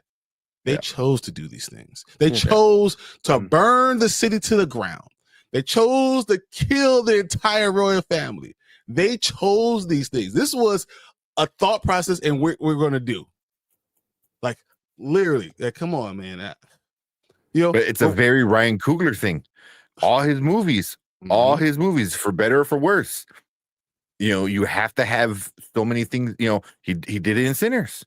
Yeah, he does it in every movie. Everyone died. Everyone fucking dies in Sinners. You know what I mean? But everyone says it's a great movie, but he kills everybody. Fruitvale Station, obviously, was based on real life, you know. So, Creed, you know, like he talks about the Apollo being dead. The father has to die in any movie you're going to do it. Anything that happens, if there's going to be a son, the father must die. Why? What's going on with you? What happened to you? What is it a personal thing? I don't know. Yeah, in Sinners, he kills the father, the baby, and the mom. Why do you have to break? I could get into that all day. But that's very Ryan Coogler. Ryan Coogler likes to kill people for the story. Yeah, that's what he does. Lauren says they could have just waited. They didn't need to make the movie then. Yeah, let people kind of get through it because I think that was hard too. You shouldn't be doing the movie right away.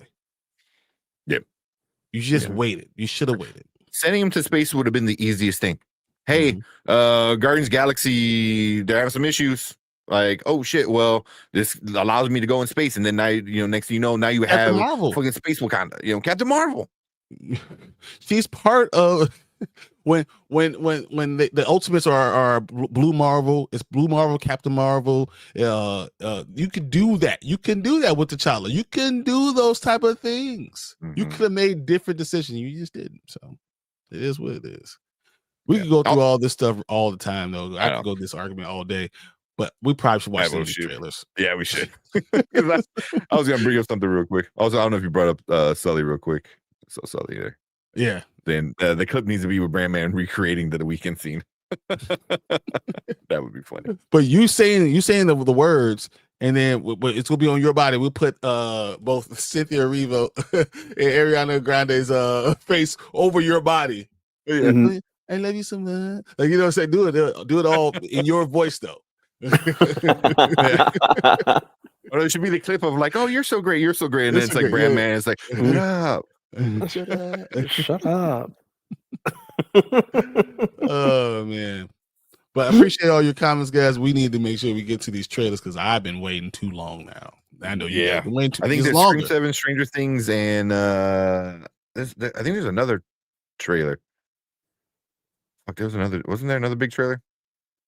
Not that I know of, but you guys tell me. I'll look it up. I'll see if I can find it real quick. Because I even looked at IMDb and I didn't see anything else big. Yeah. So I mean, those are the biggest ones. I'm good for whichever one first. Let's do Scream 7 first. Why not? Yeah. All right. New. All right. Get it ready real quick. This is it. Jonas brother? No, that's not I forgot what his name is. No, it's not Joe. He plays the young Bert Kreischer in Bert's movie. I forgot what his name is. That is okay.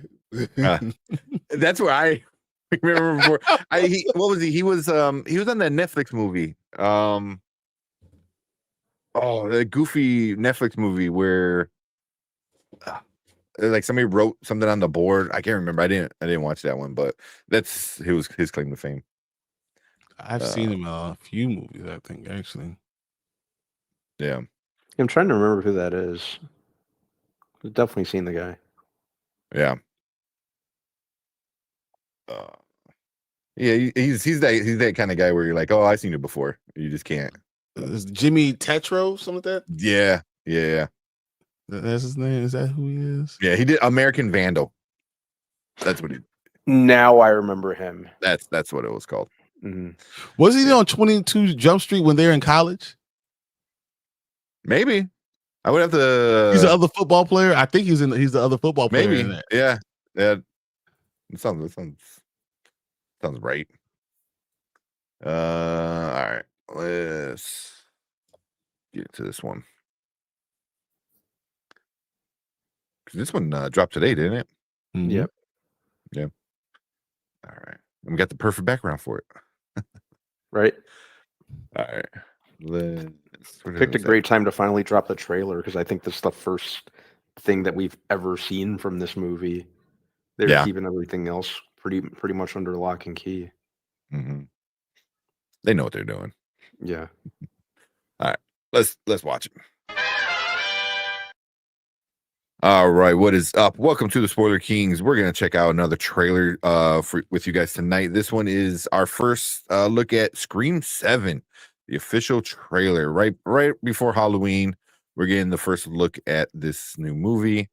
A lot of people are not happy with all the drama that was happening, behind the scenes and letting people go and stuff like that. So let's see if it's a good movie or at least a good trailer. So let's check it out. Matthew Lillard. Yeah, no question who that is. I know Matthew Lillard when I hear him. Dude. What do you guys think? Honestly, I like the Scream movies just as much as the next, but just a lot of the behind the scenes drama is really turning me off from this movie. Mhm. I think they did Melissa Barrera dirty. And mind you, that was at a time where I was very much warming up to her because I used to not be a fan of I hers remember. until Scream 6 came out, and then until Abigail came out. That's when I Mhm. started warming to her. Um, that's when I think she started finding her footing as an actress. And furthermore, in addition to that, the sixth movie was very much a torch passing, or the fifth movie. Yeah. You Mhm. know, they had kind of established that Sydney's story was over, and then she finally got the happy ending that she had deserved. So that was enough closure for me. And everything about this just seems actually kind of like Black Panther Wakanda Forever we were just talking about. Everything about this just seems reactionary. Because you know they lost well, not lost, they booted her, and then I they heard. lost Jenna Ortega. The writer director abandoned ship because everyone was bullying him off the movie, which is too bad. And then they come crawling back to Nev Campbell after not wanting to pay her for, enough money for the sixth movie, and then they had to go back and grab and pull Kevin Williamson out of mothballs to write and direct this movie. So everything about it, they just can't. This movie should just be called Damage Control, because that's what it is. They're doing damage control for you know, because everything else that the original plan failed and fell that much on its face. Um, I guess on the upside, it is cool to see um like using the murder house from the first movie as an Airbnb seems appropriate for this day and age. So I do kind of like that. Yeah. Well, they're doing that with the Conjuring House. Conjuring. The Conjuring Mhm. Yeah. House. Yeah. So Mhm. that's gonna yeah, it's very much a thing Mhm. now. Stupid. Yeah. It is stupid. I think the only other thing I can say about this is um Nev Campbell, to her credit, she's one of the few people who like looks better as she gets older, at least to me. So like, because she used to just not do a whole lot for me, but um yeah, she looked great in the trailer. Holy crap. Um and it's a really nice callback to the original that she names her daughter after Tatum from the first movie. Mhm. That's a good callback. What And was her daughter in the last one? I can't remember. her daughter so I think there's going to be a time jump because if you remember in Yeah. Scream 5 they show her 5. running through the Mhm. park.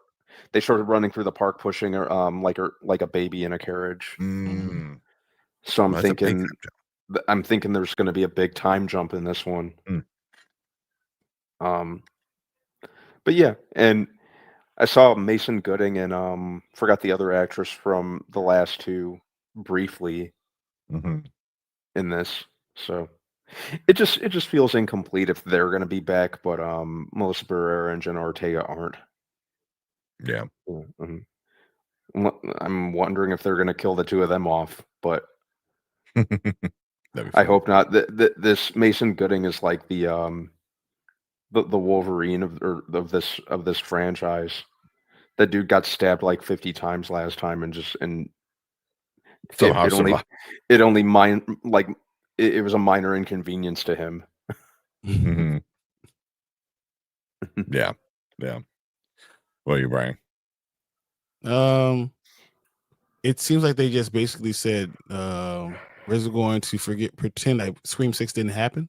Mhm. Mhm. Because I think what it is, you can't afford to pay Nev Campbell and then try to bring back Jenna Ortega because there's not enough money in any movie's budget to do both. So they're just, I think that, especially a horror movie. So they're just saying whatever. So it's almost like they don't think about Scream 6. We're going from 5 to 7 in the storyline.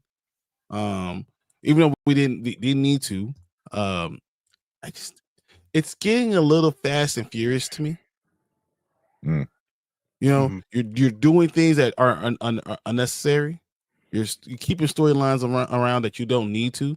I thought, as Bradman said, the torch was already passed. You could have gone ahead and did this one with, you know, you already had the people in place. So why would you go back on it? I don't understand why they did this, but it looks fine. It looks quality wise. I mean, it didn't look stupid.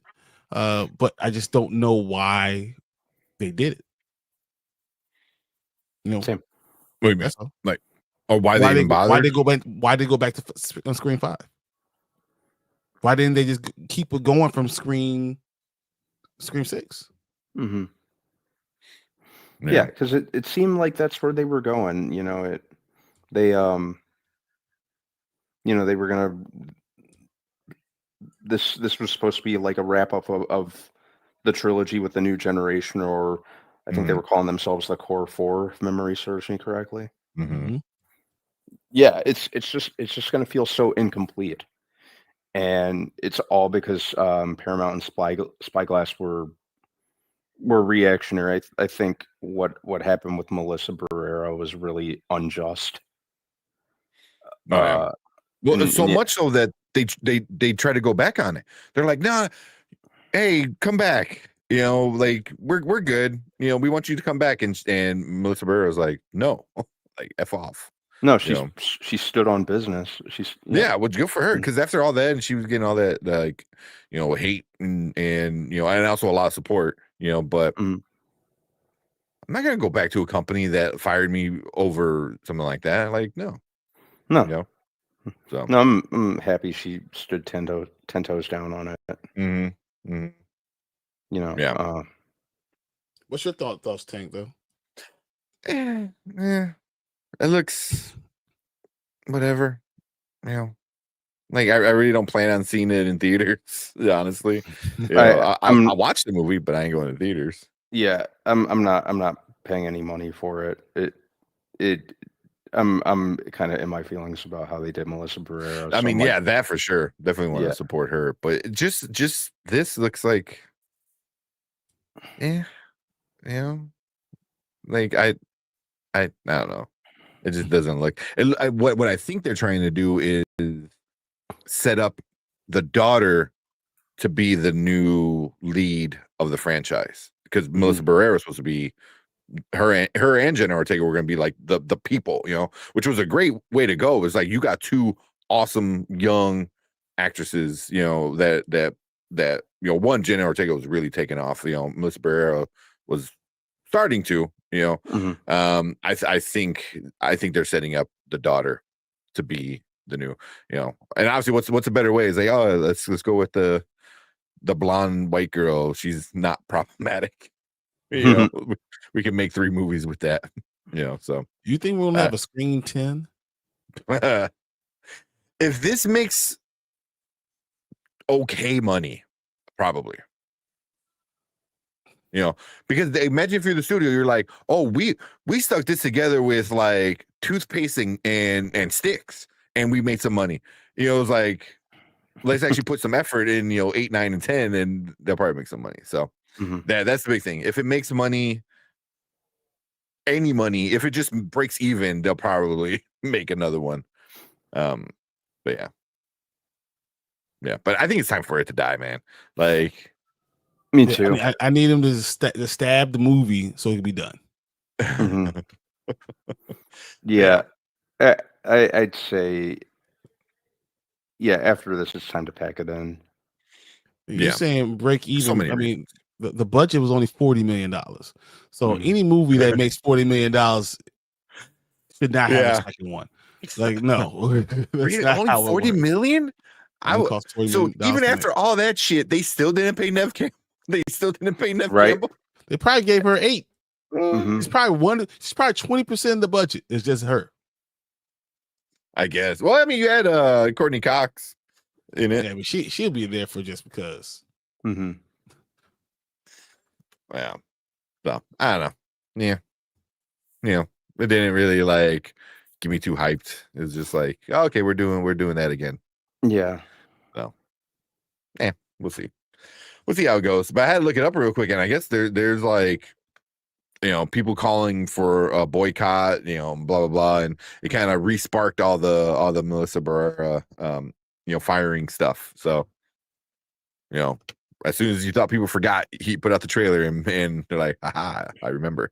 So, Do you think that's going to kneecap how well the movie does, box Possibly. office wise? possibly, possibly.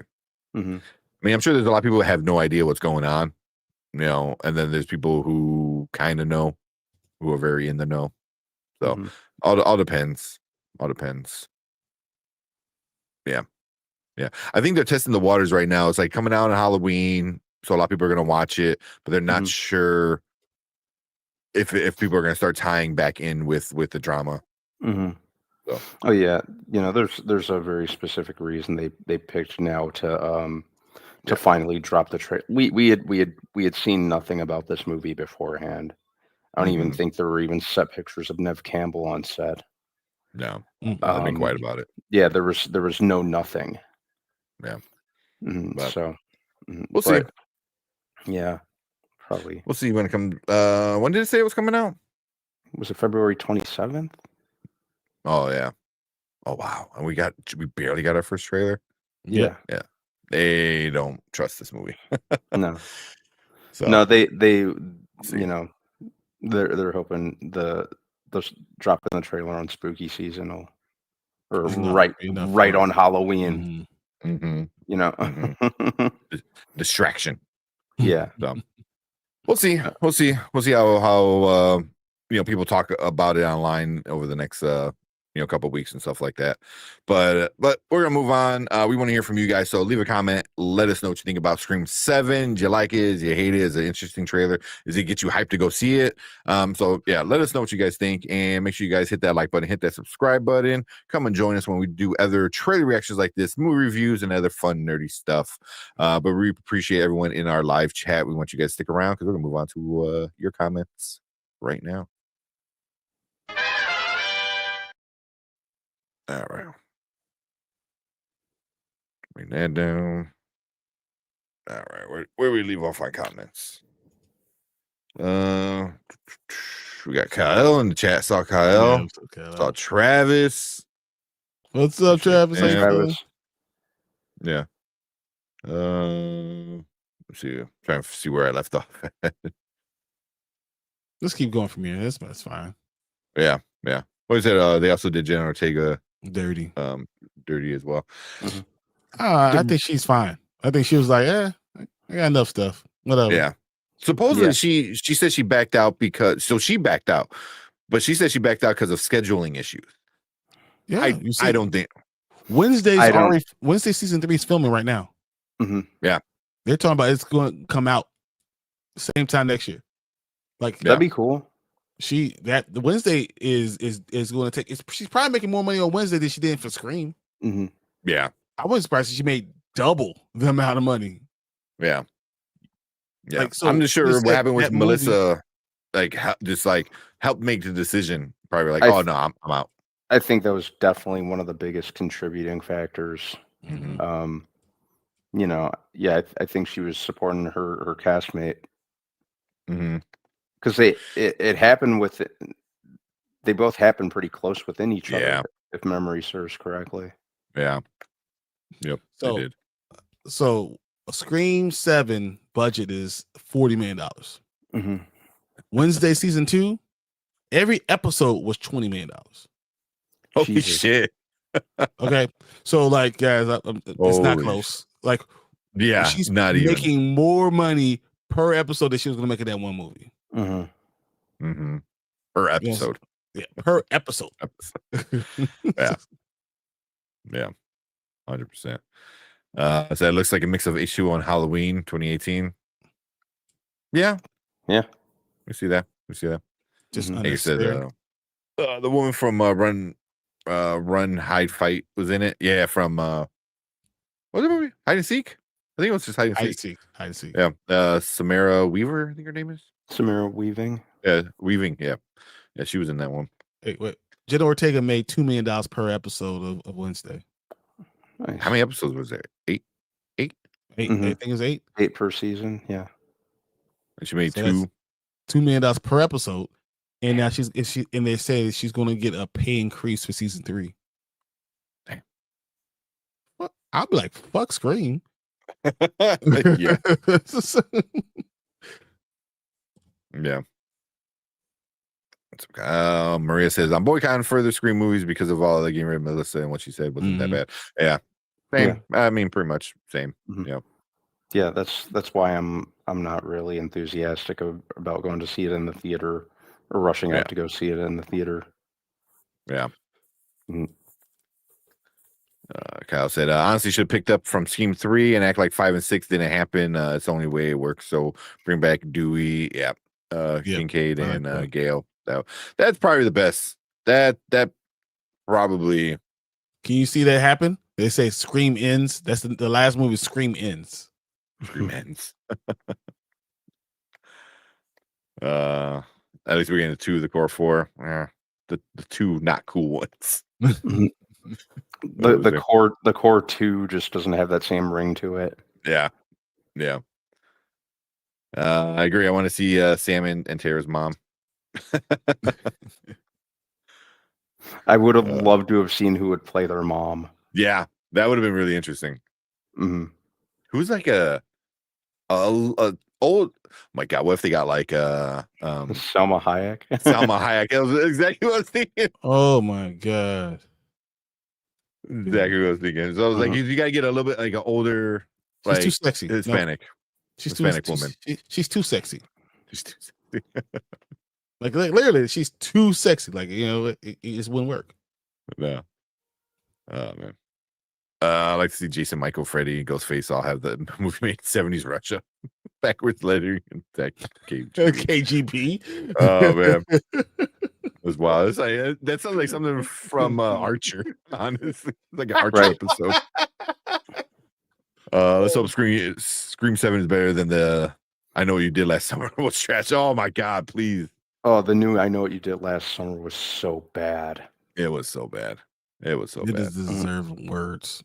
Yeah, I'm not gonna say anything for anyone who hasn't seen the movie and is planning to, but just that the last 20 minutes made me so angry. Yeah. Kyle said the daughter's the same character from the last Halloween. Laura, that's who she was. I'm like, she looks so familiar. Okay, daughter Shell just was annoying. That's stupid. If that's the like, why would you get a daughter of a legacy character from Halloween to be a daughter of a legacy character in Scream?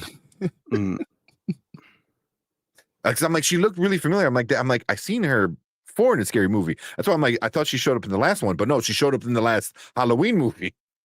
Halloween Ends. She was he's saying is the character from She's a Halloween. Granddaughter. She was a granddaughter. Laura's granddaughter. Yeah, it was the granddaughter. Yeah. Not the daughter, the granddaughter. I'm pretty sure. All right, let me see if I look it up real quick. I think you might be right. Actually. Yeah, because she looked really familiar.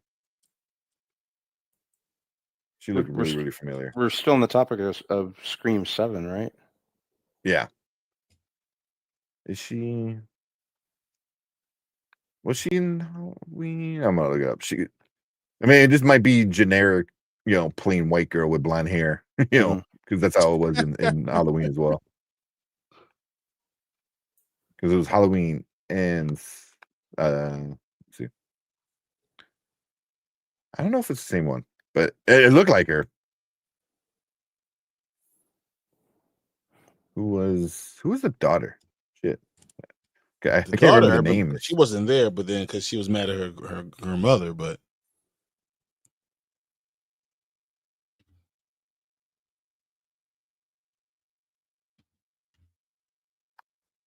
no, I think they're different actresses. Mm-hmm. I think they're different actresses. Yeah, Andy Matchik.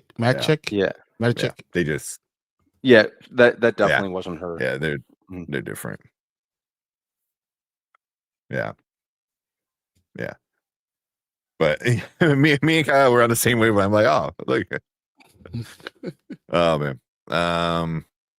Yeah, I'm gonna skip around a little bit so we can get going. Because it came out in March. I think it's a good time. Women love Scream, and they'll want to see it for Valentine's Day. Yeah, I don't know. think it makes $80 million. Ooh, they don't even break 100. I think it I makes don't $80 think it'll million. break 100. Damn. Yeah. Oof. That sounds about right though. Honestly, especially if like a lot of people do boycott it. Yeah. I can see 8 million. Oh man. She was supporting Melissa, however, the excuse came out. Yeah. It was a way to get out of it without going into the controversy that was happening. Mm-hmm. Yeah.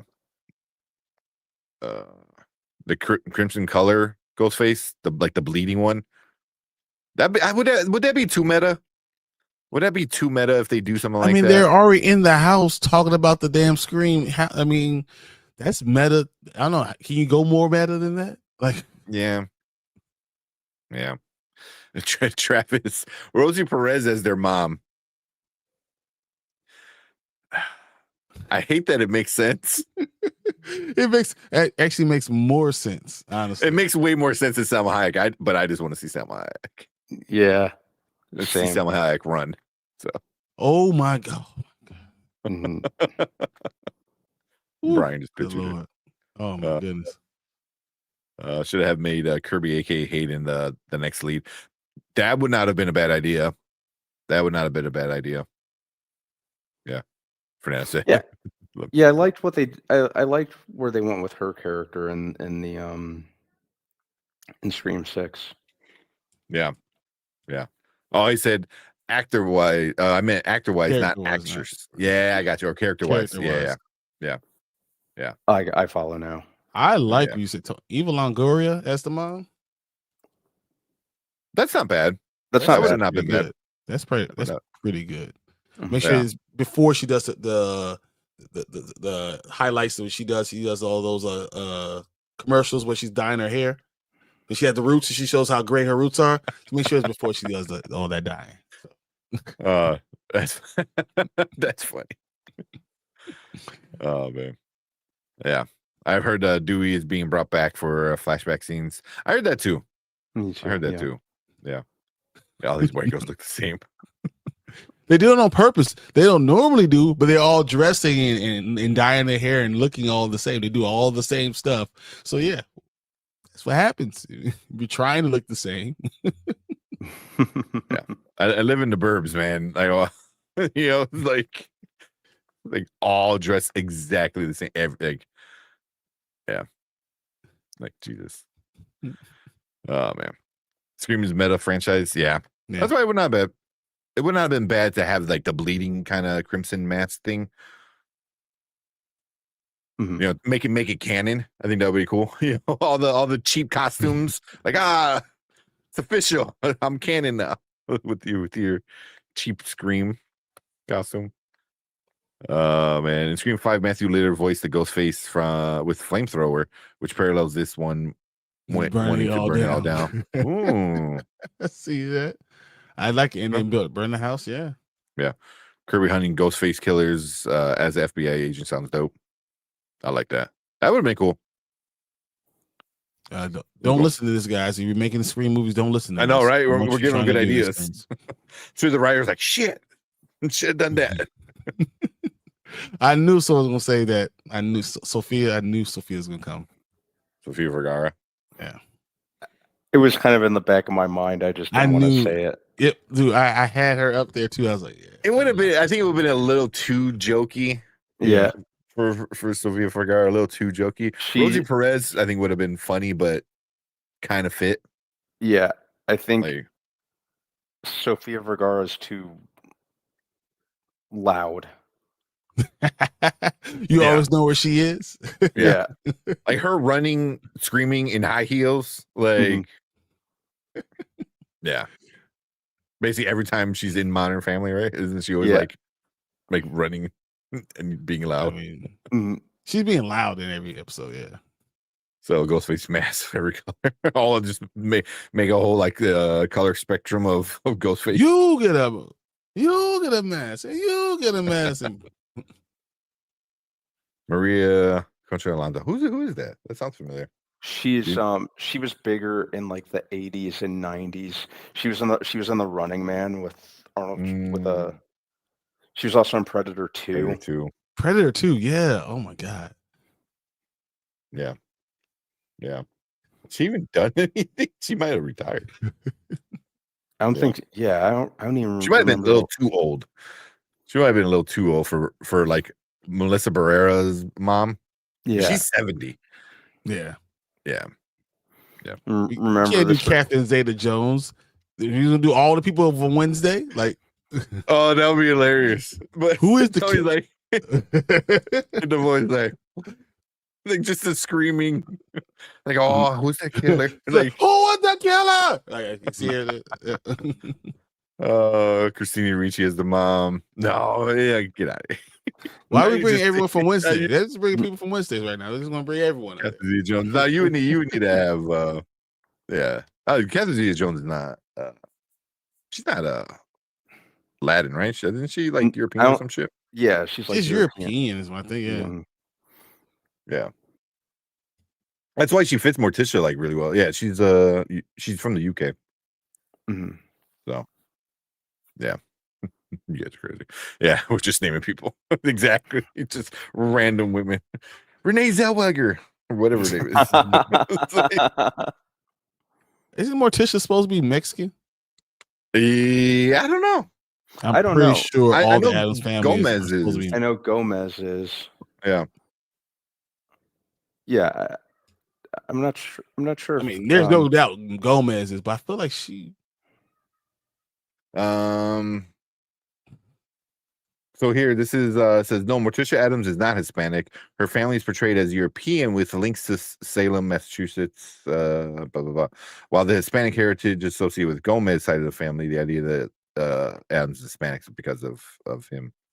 So it says Morticia's lineage in original comics and some adaptations as white European, specifically Scottish origins through her That makes sense because her front family line. But that makes Catherine Zeta-Jones make sense because she's Welsh. Yeah, but her maiden name is Frump. That's hilarious. I never That's knew her hilarious. maiden name. They talk about that in season 2 of Wednesday. I missed Yeah. that. I just didn't pay attention. Mhm. Yeah. Yeah, maybe I didn't either. I'm gonna have to go back and catch that. Yeah. So, yeah, that's funny. All right, we gotta watch the Stranger Things, guys. It's already 3 hours, I know but you've been Right. itching. Yeah, Mhm. Yeah, let's Like- go. I've Okay. been seeing it for a lot longer. It's just like, get this going. There. All right. So the other thing I wanted to talk about was the Rogue Squadron. And I was like, and I was thinking it was a trailer, but it's not a trailer. It's just news. yeah, it's just news. Yeah, So we'll see. If not, I mentioned that at the Yeah. beginning. You'll talk about that later. yeah, it's not that big a deal. I figure with me now watching. Did you guys watch Visions? I only watched the first 6 episodes. I did watch the first 6 episodes though. Okay. I didn't get to any of it yet. So. No, I got to the first 4. I think. Yeah. So. Yeah, just fucking work sucked. Mhm. Work sucked. Also, real quick, so I saw the orthopedic for my knee today. Whatever. So it's like super sensitive, right? Like it's all like it's bruised, it's like oh my god. So today I woke up, I'm like, oh, it's feeling pretty good, after work and stuff. I was like, it's a little sore, it's not bad. It didn't kill me when I was driving, which is like a big tell. And then I see him, oh my god, man. I let out some noises.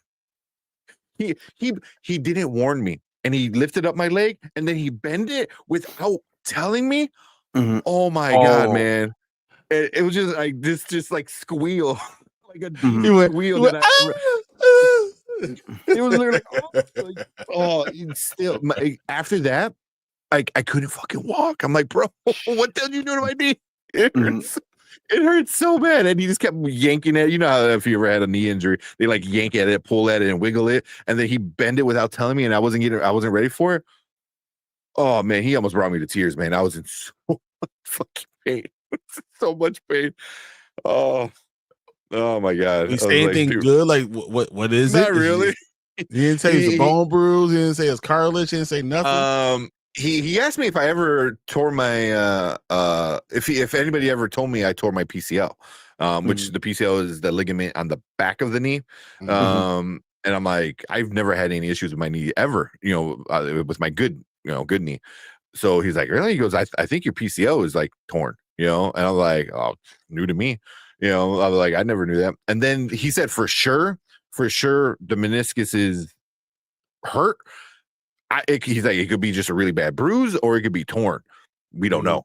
So I have to get an MRI, obviously. You literally have two terrible knees. We should cut them off and start over. I wish, man. I wish.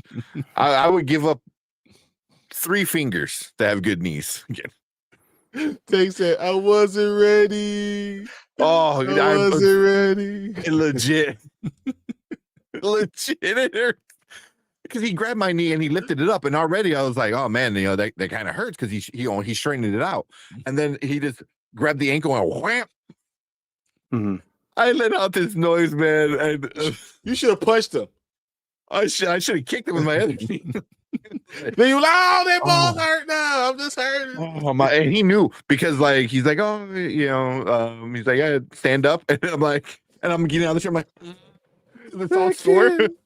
You broken. He apologized. You I'm sorry. I was like, don't talk to me right now, man. Like, give me a minute. It hurt. It's that son of a bitch, man. Yeah. Say, I'm charging you. I'm suing you.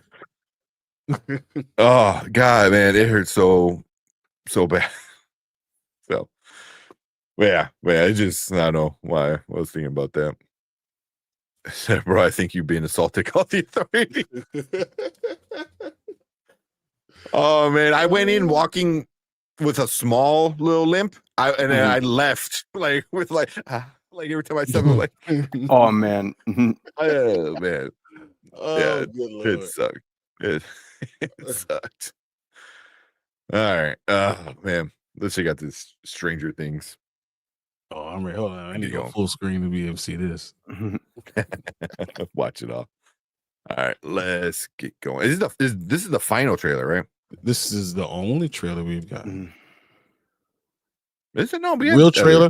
It wasn't a trailer. It was just like stuff happening. Oh, like teasers. This is actually a trailer from what is actually going on. Ah, it's the official trailer. Official trailer. Okay. All right. I mean, we only got a month, so I mean, yeah, I was like, it's Thanksgiving, so it's not gonna. Yeah, that's why I'm like, is this the last one? Because I know it's like only a month out. But all right, let's check it out. All right, what is up? Welcome to Spoiler Kings. We have another trailer reaction for you guys. This one is the official trailer for Stranger Things season 5. The trailer. This is the only trailer that matters today. Let's go. Yeah. Right. Yeah, we got like the little teasers and stuff before, but this is like the real trailer. So let's not wait. Let's jump right into it and check it out.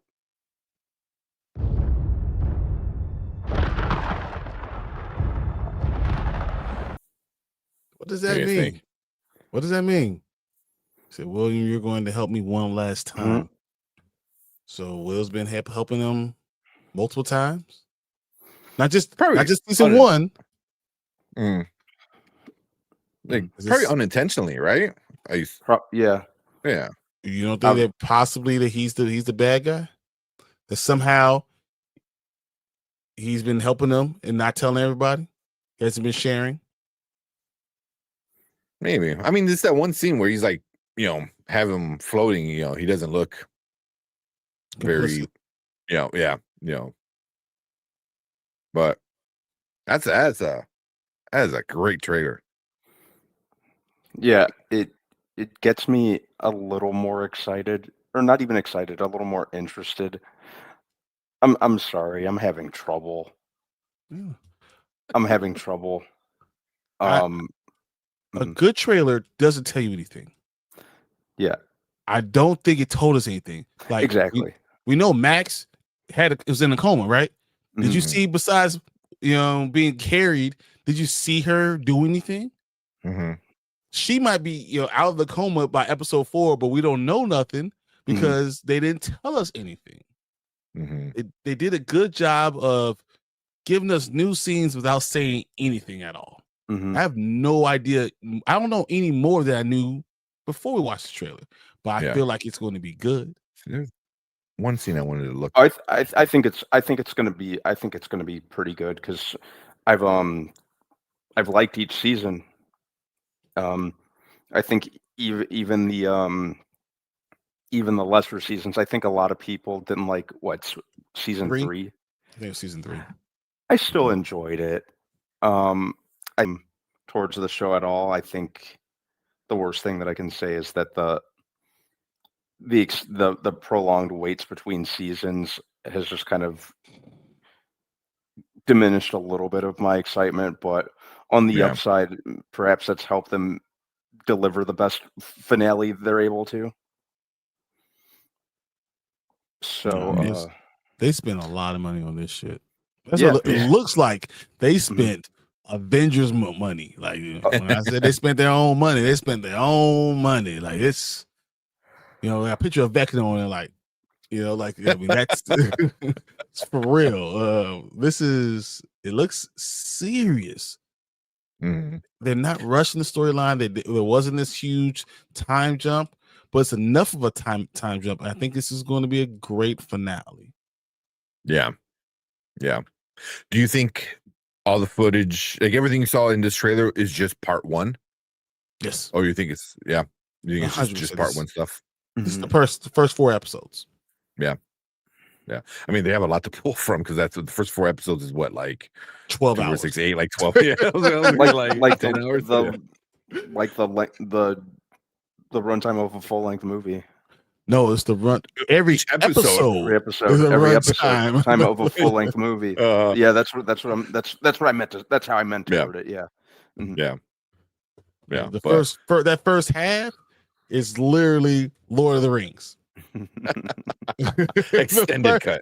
It's the extended cut of Lord of the Rings. The second half was the Titanic. Yeah. That's what we're getting, guys. This is going to be amazing. But I've been looking for tickets for the finale. Mhm. Oh yeah. Yeah. I'm looking for tickets for the finale. I think me and Ashley are talking about it. Like we're ready to go see this. I feel like we're going on this journey, so it's worth me maybe seeing the finale in theater. Yeah. Yeah. Getting the big one. I mean, I think I don't know if it's just that day or that weekend or what, but I know it's New Year's Day, right? Or New Year's Eve, I think. New Year's Eve. Yeah. So yeah. If you can find tickets, I'm pretty sure they're gonna sell out. For sure. Especially if part 1 and part 2 are as good as we all expect, which I think it will be. But yeah. It is. This is a good trailer though, man. It was a really good trailer. It's a really good trailer. Yeah. Yeah. Mhm. This one definitely got me way more excited for the season again. Mhm. Yeah. Damn. Because I Who dies? yeah. Who dies? Yes. That's what I That's want the to ask question. you. Guys. Yeah, because it's gonna be someone. Mm-hmm. Mhm. I have an answer. So you saw Nancy Wheeler washing her hands. Mm-hmm. I think Steve dies. Ooh. Honestly, that wouldn't surprise me, and I'd hate to admit it because I don't want to see any of the heroes die because I like them all. It would be a good resolution to his character arc because he went from a bully to one of the heroes who's always protecting everyone. So, what more fitting way for him for them to close out his character arc than to sacrifice himself for the good of everyone. Mm-hmm. Well, I think he dies early because I think your first thing would be Jonathan, right? Because he's Will's brother. But I don't think you're gonna kill Will and Jonathan, right? So I think Will's going to eventually be on that edge of death. So that's why I think Steve is the one they sacrifice early. That would He suck. dies in part 1. Steve dies. And then, we talk about, Sadie Sink comes back in part 2. And we're about to see right before Lucas dies, something happens and Sadie Sink, she saves him, right? But then in the end of finale, I think we're going to lose everybody. Yeah. Does Will, I think Will dies. Does Mike sacrifice himself for 11? I think he's going to try to, but 11 won't let him. Like so I think he's going to like, oh, I can't let you die, and then she's like, well, I can't let you die, and she uses her powers or whatever, and then I think she dies. So I think Mike lives. I think Mike lives. I think Will dies by the end. I think 11 dies by the end. I think Hopper dies by the end. Honestly, I think there's gonna be a few people that are gonna die by the end of this season. The only reason I feel that that we're gonna get that Mike dies is because I feel like he's been wanting to be the hero all these years, and this is finally his chance to be the hero to save someone. He hasn't been able to do it. Because he wants to protect 11, but 11's more powerful than him. He wants to protect Will, but Will's he can't do anything with Will. So this is finally his chance, and he remember it's like his Dungeons and Dragons game. And she said, "This is not going to be like your game. You're not going to just be able to write the ending." And he's going to sacrifice himself for it. And he died. I see that. Yeah. Do you think 11 loses her powers somehow? They already did that before. I think she just loses. Yeah. She can lose the fight. She's just not strong enough. The Vecna is just stronger than her. Yeah. I don't know. I feel like I feel like the good guys are gonna win, but with a lot of death, at a high cost. Yeah, I think there's gonna be a lot of death. And I always find like when you do that, it's more of a satisfying ending. Rather than finding a way to have everyone live.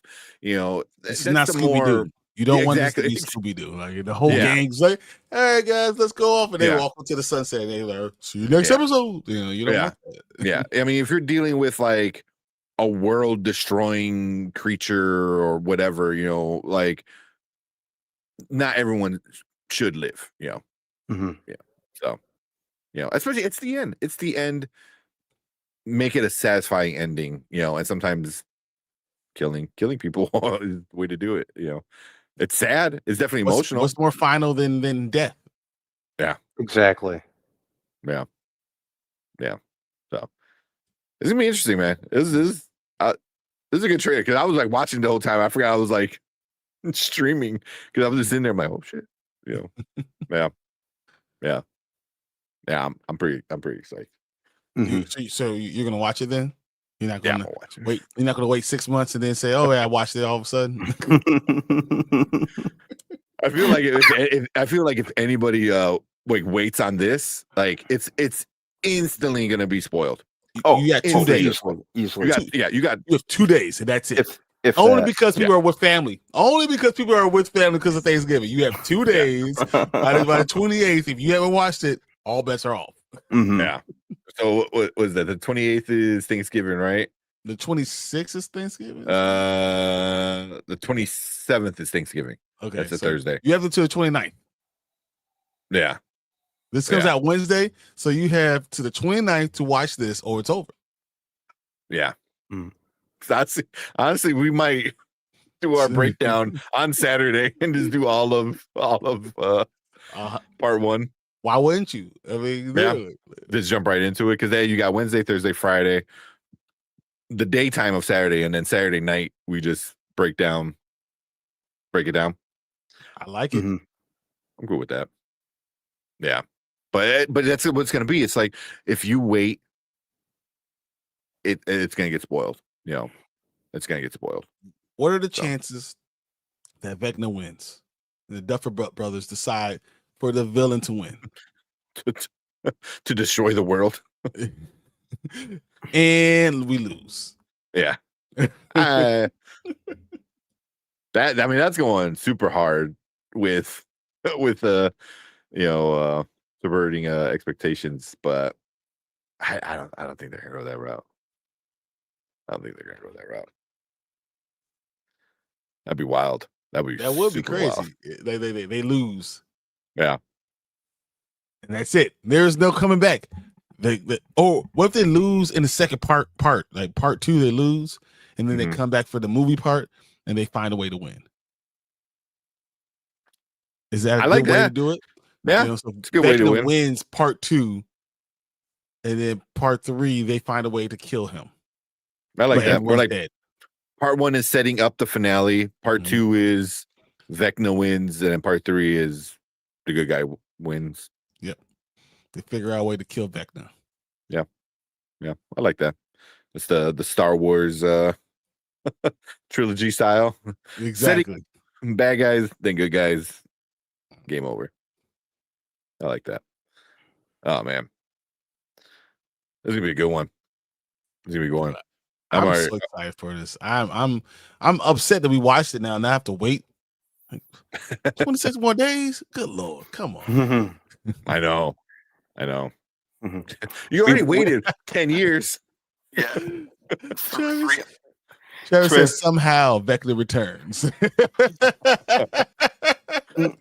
Oh God, I hate that that's a plot device now with so many things. Oh, what Sam. happened? Somehow.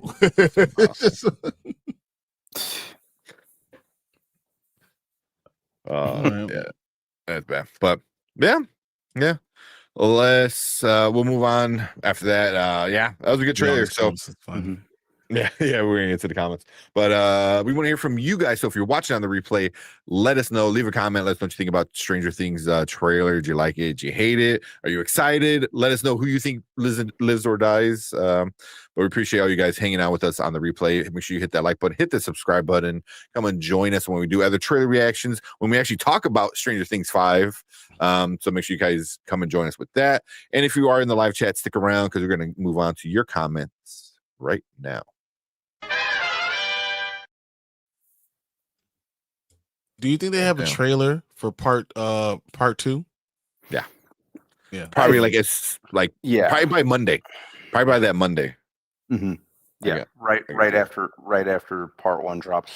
I think they do have it right there at the end. Like literally you get to episode 4, trailer right there. They could. Yeah. They could. Yeah. That could be the best way. Mm-hmm. Yeah, this on Netflix. You have episode 1, 2, 3, 4, and then part 2 trailer. Yep. Mm-hmm. Yeah, and don't lose momentum. People are going to talk about it if it's good. You won't lose any momentum. People are going to be waiting for it. Yeah. Yep. Let's see. Trying to go. Oh, sorry, my bad. Let's click on it. Vecna the op time to back him up for good. Yeah. They are. Here we got there. We got a Monopoly movie. Talking about you guys in chat. One Stranger Things and Netflix will go back to being lukewarm again. Netflix has had some good ones, man. I don't know. I'm trying to think I love Three Body Problem. Wednesday is huge. Wednesday's huge. Wednesday was huge, like world changing. What's the one with Hemsworth? Extraction 2. Mm-hmm. They have Squid Games. Squid Games is fucking nuts. So like Netflix has some bangers, man. Yeah. I'm trying to see what else is like going on currently popular. The Diplomat. Your One Piece is going to come out March? March, I think. March 10th, is it? Yeah. So they have some original content that's going to be coming out. Netflix is not going to lose things. Cobra Kai just ended. This stuff is not. They've had things to do. Netflix is still a powerhouse. Yeah. The season finale is going to be fire, 100%. I think it's gonna be one of those special things. Yeah. We're like, I can't believe this. Again, Fernando said he's getting tickets for the final episode. When do they go on sale? They haven't said. When? I don't No. even think they've said. Have they? Mm-mm. I mean, we know the day it comes out, right? I mean, but it's gonna sell out. And my question is, They like, probably are they gonna doing sell it? out instantly. Oh yeah, so quick. Because are they doing it just for that day, or are they doing it for the weekend, or are they doing it for like a limited time, 2 weeks or something like that? That's my only thing, because it's dropping on Netflix the same day it goes in theaters. Yeah, you just so want, people but are, sometimes you want to have a theater experience with it. That's yeah, all. yeah. I think that's what it is. Is people want to watch it on the big screen, and enjoy it that way. Mm-hmm. So, Tony saying 11 and Will both die. I think so. Those are the two for sure. I think. But they set that up too early, too often. So I feel like 11 can't continue to do it. That was the same thing in episode season 3, season 4. Like you can't continue to say Will and 11. I feel like it has to be a surprise. Yeah. Also, just leave Will alone at this point. Yeah. Like, that poor guy, man. Since season 1. Since season 1, he's been through the ringer the most. Yeah. What's up, Steve? What's going on? Appreciate you coming in. Steve? Yeah. Said Duffers. Confirmed Eddie was dead by saying he's fully under the ground. Imagine we go to the upside down and resurrect the dead people down here, down there to escape.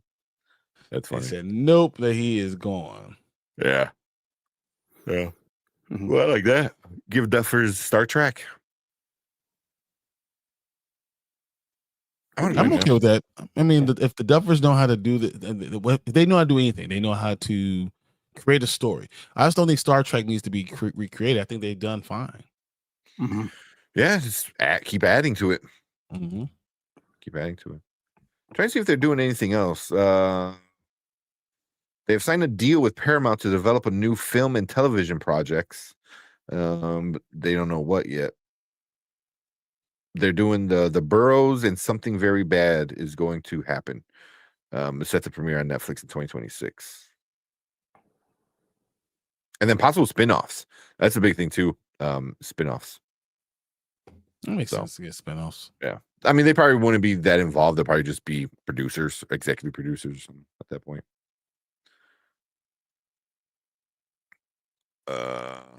Vecna winning would be interesting, but people who are not used to that would rant and complain. Yeah. But it's Stranger Things. Like this shouldn't be a happy ending. It should be a sad ending no matter what's going on. You should have like 11 was still out in the forest. Like all that stuff. These are not happy ending type of things. Mm-hmm. Yeah. Hey, I don't think it's going to be a happy ending. Off. Yeah. I think it's going to be like one or two people walking off. Like we won, but we lost everybody. It's like I want 11 to be the only one to live. That would be wild. She's the only one who lives. Everybody around her dies. So the person who doesn't have a mother or father, doesn't have any of that stuff, the only one to live is 11. Everyone else sacrifices himself for it. That would be wild because she's always done everything to protect the group. Mm-hmm. That would be, and it would be very sad. It'd be very, I mean, for them, but yeah. Everyone's saying, Molly Billy Brown dies. Billy Brown, yeah. Call season 7 trash because of it. We'll call it trash, yeah. Oh, man. They do not want to make Stranger Things video game series because it will take away from the Netflix minutes. Maybe. I can see it, though. Yeah, it would be an interesting video game, though. I think you could do it, but yeah. It's gonna be Resident Evil type of try to jump scare. Yeah, I think we passed that part in a lot of video games. Yeah. You could do it after the show, I think, at this point. Mm-hmm. Yeah. Oh man. Trevor said, not sure if they'll use him, but I'm curious what becomes of Enzo, the Russian who was with the Hopper all of season 4. Mhm. Yeah, I doubt he stayed in Russia. He probably got a job at Scoops Ahoy. Which would be hilarious if he did. That would be funny. He's gonna be in it. He's Mhm. definitely be in it.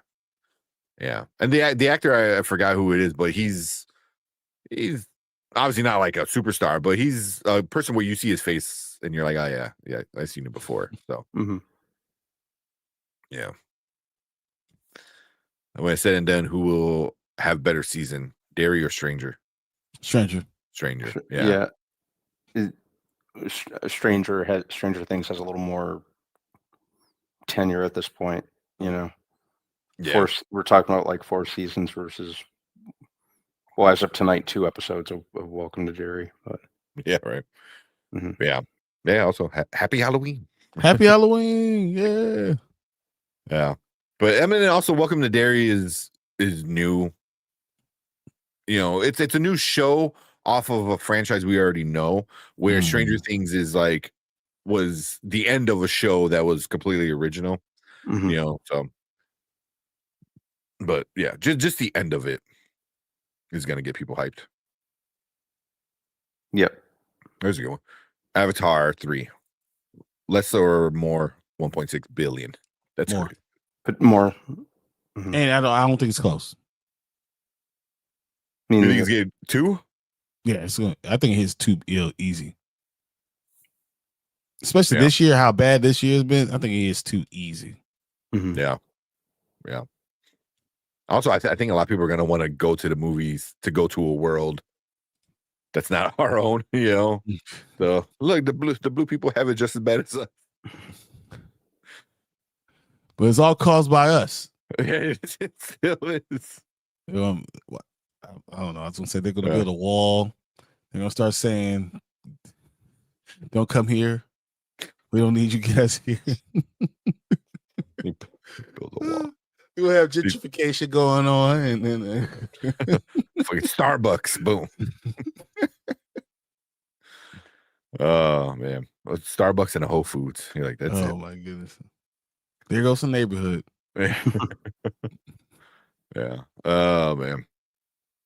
The Wednesday low key Amazon though. I mean, like it's like Amazon level, like an Amazon show. Yeah, I don't know. I mean, it's Wednesday is super. It makes sense to be on Netflix. I enjoy the series the way they do it. Only thing I don't like is that you release all of it. I would rather get it weekly. Mhm. Only thing I would rather. Yeah. No, I get that. Who has Invisible?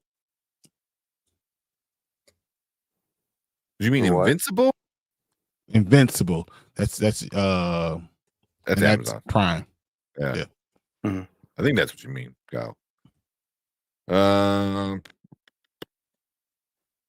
Looking back at the show, Mr. Clark, their science teacher, was kind of ditched. Yeah, feel he should have become a major character later. Mhm. I agree. I mean, he could have been, but once you had decided what who the parental figures were going to be, that was it. Yeah.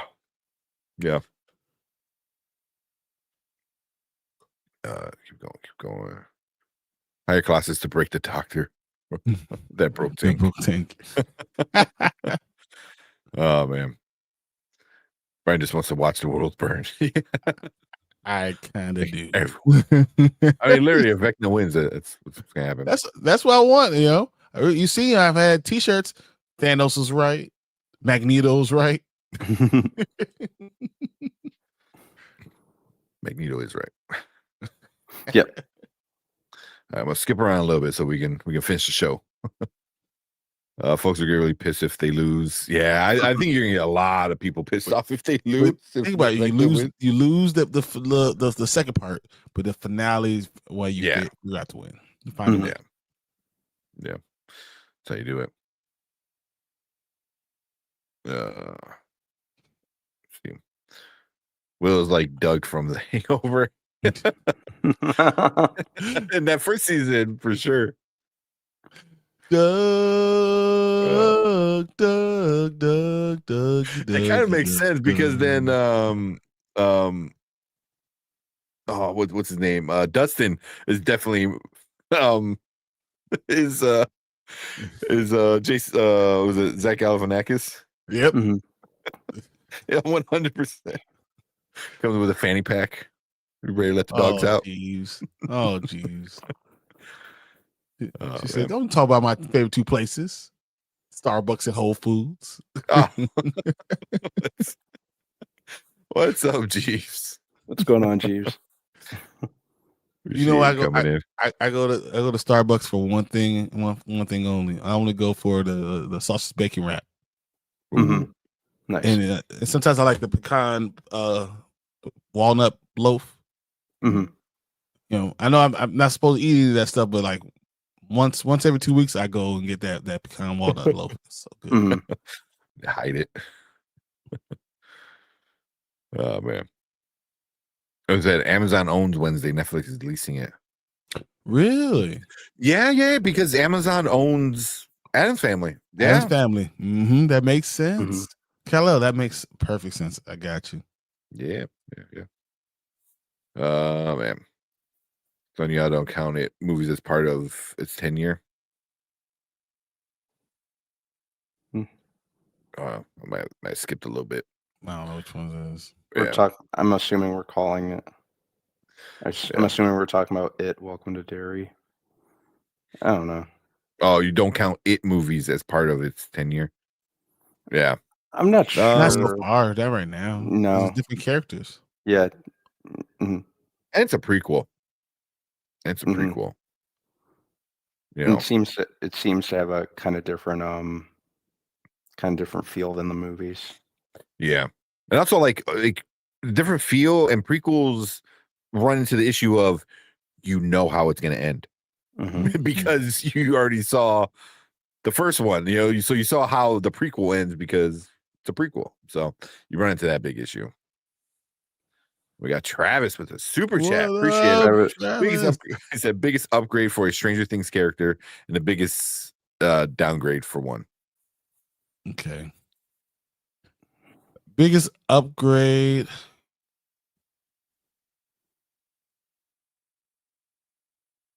I would say just Hopper in general, because he Mm. was kind of just like in season 1, he was just kind of there helping out Joyce, Mhm. and then now he's like a fucking like a hero because he's just following what's her name around. The government's calling him and telling what's going Yeah. on. Yeah. Yeah. I mean, he was in Russia. Like, Yeah. He's like a super spy now. Mhm. When he was just like, he was like a lazy cop in season 1 that didn't really want to do any work, and then now, Mhm. like Legos. yeah, Lego my Egos. that's Yeah, right, Lego Egos. my Oh my Egos. god, that's right. I forgot about that. Holy shit. Mhm. Yeah, that's definitely a big I'd say upgrade. biggest upgrade for that character. Yeah. Biggest downgrade. Sadie Sink. It's Max. Mhm. What? Just because she just Because she's went in a not going coma? to be she's in a coma. So Mhm. like, instead of being this huge thing with Lucas and have this storyline, there's no storyline for her. Mhm. Mm. Yeah. I almost said Mike just as a character as a whole. I just find him so boring, and he's been Not wrong though. it becomes like with each season, he just becomes more and more of the whiny boyfriend. Mm-hmm. He's so useless.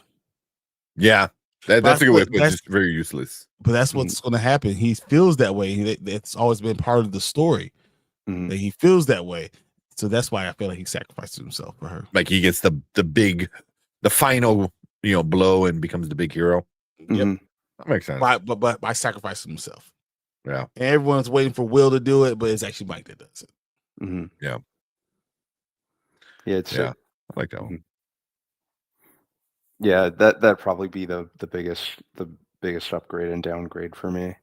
Mm-hmm. Mhm. Yeah, I like that. Also appreciate it, Travis. We gotta get some Stranger Things thing just for some thank yous for that. Travis will give you so I don't know why. I just been following a lot of Macho Man lately. Like so. Here, we'll give you this one.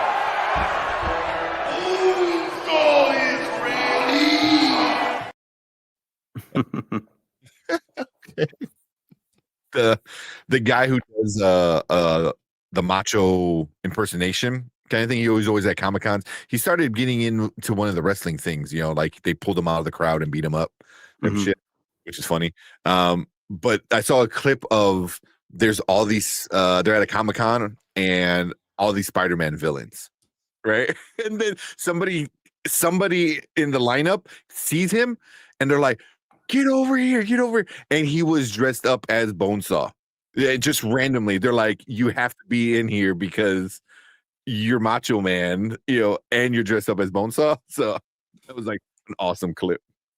So, but we gotta get some like Stranger Things clips just for the. Yeah, I agree with that. I definitely agree. Yeah, for sure. Because I was would have been like, we're talking about Stranger Things. I thought you were gonna be like, emotional, damn it. That's just Stranger Things, period. Yeah, from the start. Oh man. All right. Try to finish up and get out of here. Enjoy binging the entire series. I get impatient if a series is really good. I get it.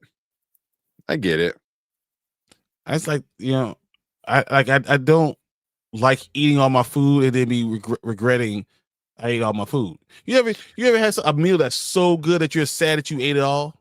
Yep. I should save some of this for later, Absolutely. I should eat half of this and then eat half the other half later because I wouldn't be able to enjoy it twice. That's kind of what is going on with this. I would rather enjoy it twice because I can watch it a little later. Yeah. Well, you don't get to enjoy the taste, like because you eat it so fast because you're hungry. Like, oh, I want it all right now. It's so good. But then you don't get to really sit and enjoy every bite, So that's why I like the weekly releases because you're able to enjoy what that episode gave you, for better or for worse, because they're not always banger episodes, but yeah, but that's just Netflix. Hopefully they start changing some of their strategies a little bit, but we'll see. Yeah, right. I mean, they're doing the movie stuff. They're doing a lot more movie stuff, so we'll see. Going forth with Stranger Things actor, do you think we'll see the most? Millie Bobby Brown. Yeah, but everything else she's been in has not been great. And she's also talking about having a kid already, so she might. Yeah, see either her or Lucas. Caleb McLaughlin. Yeah, Caleb McLaughlin. No, those are only two I could think, right? I mean, David Harbour's already everywhere. Yeah, he was bigger before. Yeah, I guess Winona Ryder is freaking but she's Winona Ryder is Winona Ryder. Like she's already had her day in the spotlight. Yeah. Which one of the kids is a good question? Yeah, the main kids. Mike is behind. Finn Wolfhard is behind the scenes a lot in things. Like he was part of a movie recently. I forgot what it was called. It wasn't like a high budget movie or something, but it was like this little girl finds this little creature in the woods, and then she has to save it and bring it back to its family. He was very involved in that, but. Caleb, is I think he's going to be the guy you're going to see a lot. Tony says Sadie over Millie. I agree with that. I 100% agree with that. I could get on board with that. Yeah. Yeah. Because we already see Millie's not that great of an actress. In all the other things she's done, you're just like, you're not wrong with that. Yeah, like you're a grade 11. But yeah, I mean, just her name is probably going to be out there a lot, but Sadie Sink, I think, especially if she's good in the Spider-Man movie. That's what I think it all matters about with Spider-Man. That's going to be make or break. Yeah, it's she's like really good at Spider-Man. Then all of a sudden she's it. Yeah. I still don't know how the hell they didn't cast her as Jean Grey. Such a waste. Mhm. Watch. We're not Sadie Sink is not Jean Grey, and then Millie Bobby Brown ends up being Jean Grey. Oh, shoot me. Shoot me. That's That horrible. would be too terrible. Oh my Because god. I'm like, what was she else in? She was in The Whale. You say Mhm. Sink, and she's the daughter. She's Mhm. really good in that She's one. really You know, good in obviously that, she's not the main character, but yeah. yeah. All right. Millie will go to Marvel or another we'll go to DC. We all know the answer. So Millie will go to Marvel and the other will go to DC. We all know the answer. Yeah, Millie got to go to DC. Yeah. Yeah, because Sadie Sink's already going to Marvel. Mhm. Yeah, she's already Spider-Man 4. Yeah. And if she plays like the female version of Punisher, I forgot what the character's name is, but because it's a forgettable character. Why the hell are we even talking about it? Honestly, yeah. It's a character I didn't even know existed until the leak came out. I was like, oh, I had no idea. Sidney Cleveland Sweeney would be Jean Grey. Oh God, man. No, if she's not black, Mhm. if she's not black cat, I'm done. Yeah. It's the definition of you had one job. Exactly. Yeah. She gotta be Black Cat. Yeah, come on. Without question. Yeah. She didn't even need to act that well with Black Cat. Oh, you just gotta be sexy. And then let Tom Holland handle the rest. It's like, yeah. Tom Holland got to do his drool and follow her like a sad little puppy Mm-hmm. and just lose like all the time. Wait, there's a female Punisher. Yeah, let me see. Look up real quick. So that's who she's supposed to be. The character's That's name. one of the people that possibly she could be. Possibly. Yeah, just by them looking at it. Rachel Cole is the character's name. So if you look up Rachel Cole Punisher, she's basically like tries to be like Punisher,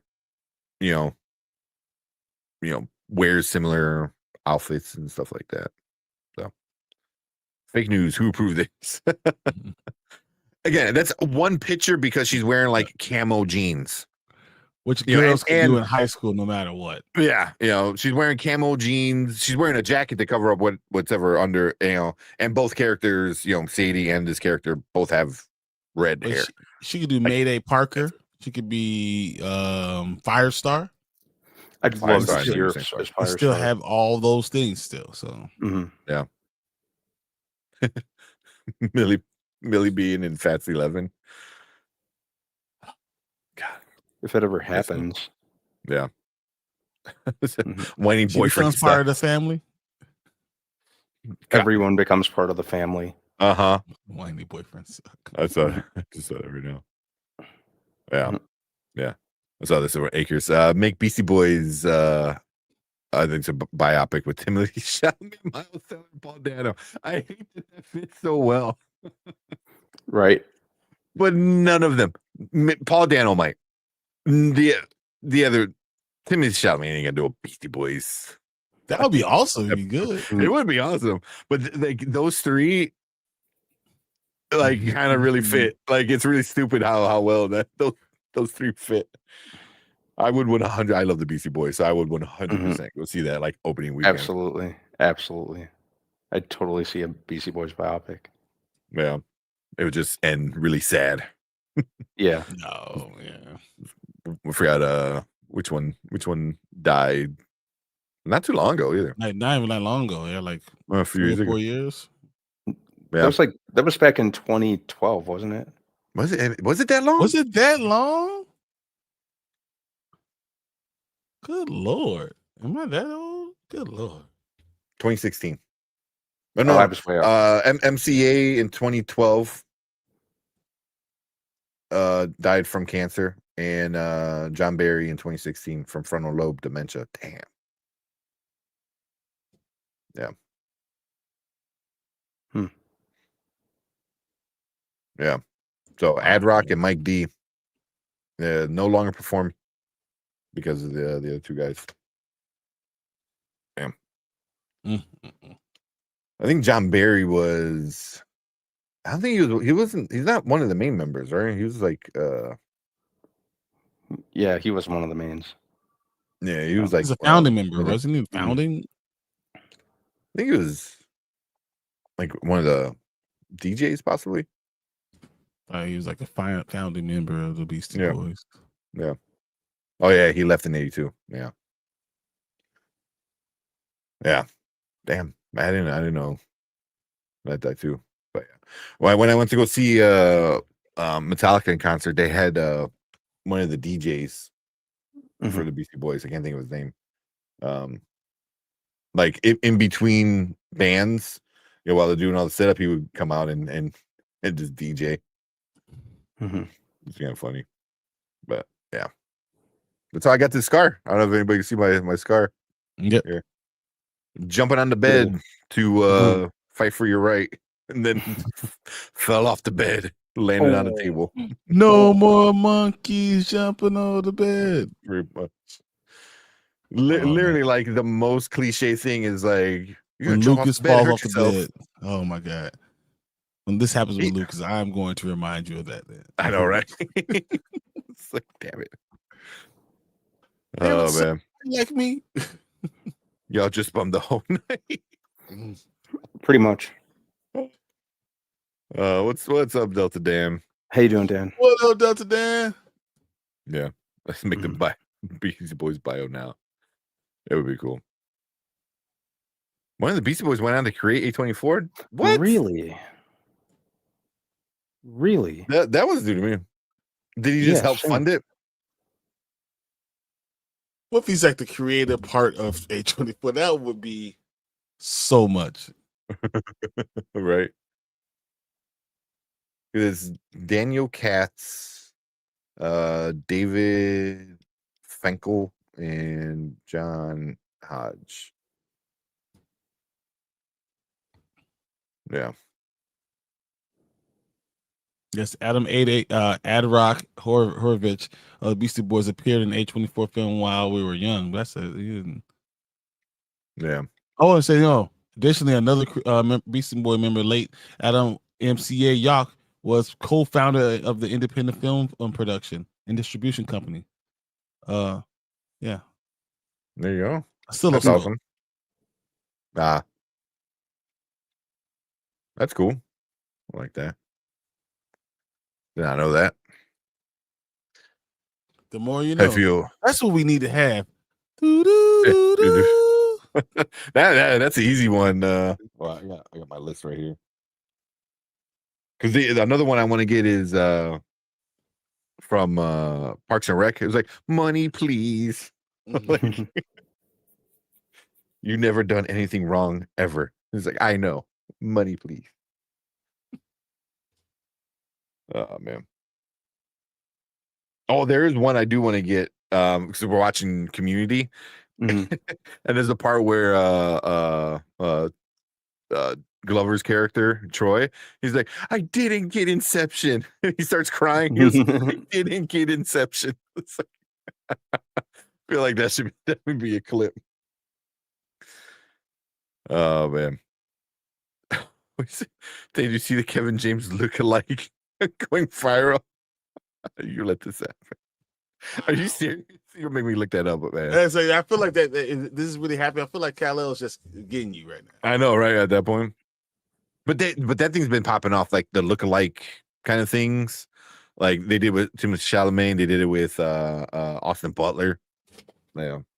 But that's funny. Yes, he's a teacher. Okay. Man. Sacrifice, say hello to my Scarface, say hello to my intergalactic. Say hello to my intergalactic friend. Maybe it was a vest or something, but yeah. But all right.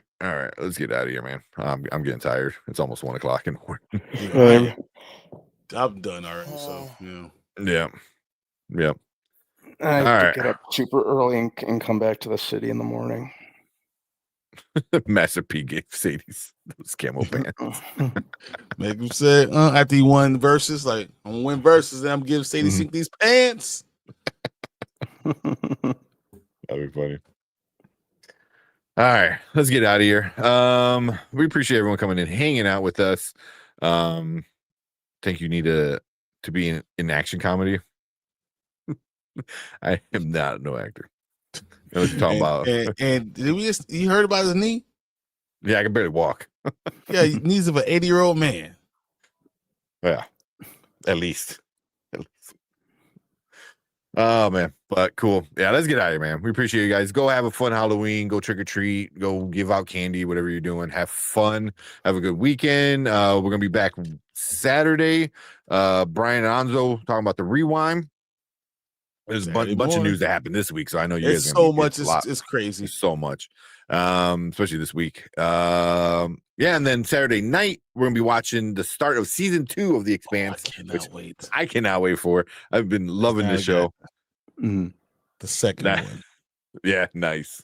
Here comes the but yeah, so yeah, have a good Halloween. Have a fun Halloween. Appreciate all you guys coming in, hanging out with us. Send pictures, guys. You got a community page? Send pictures.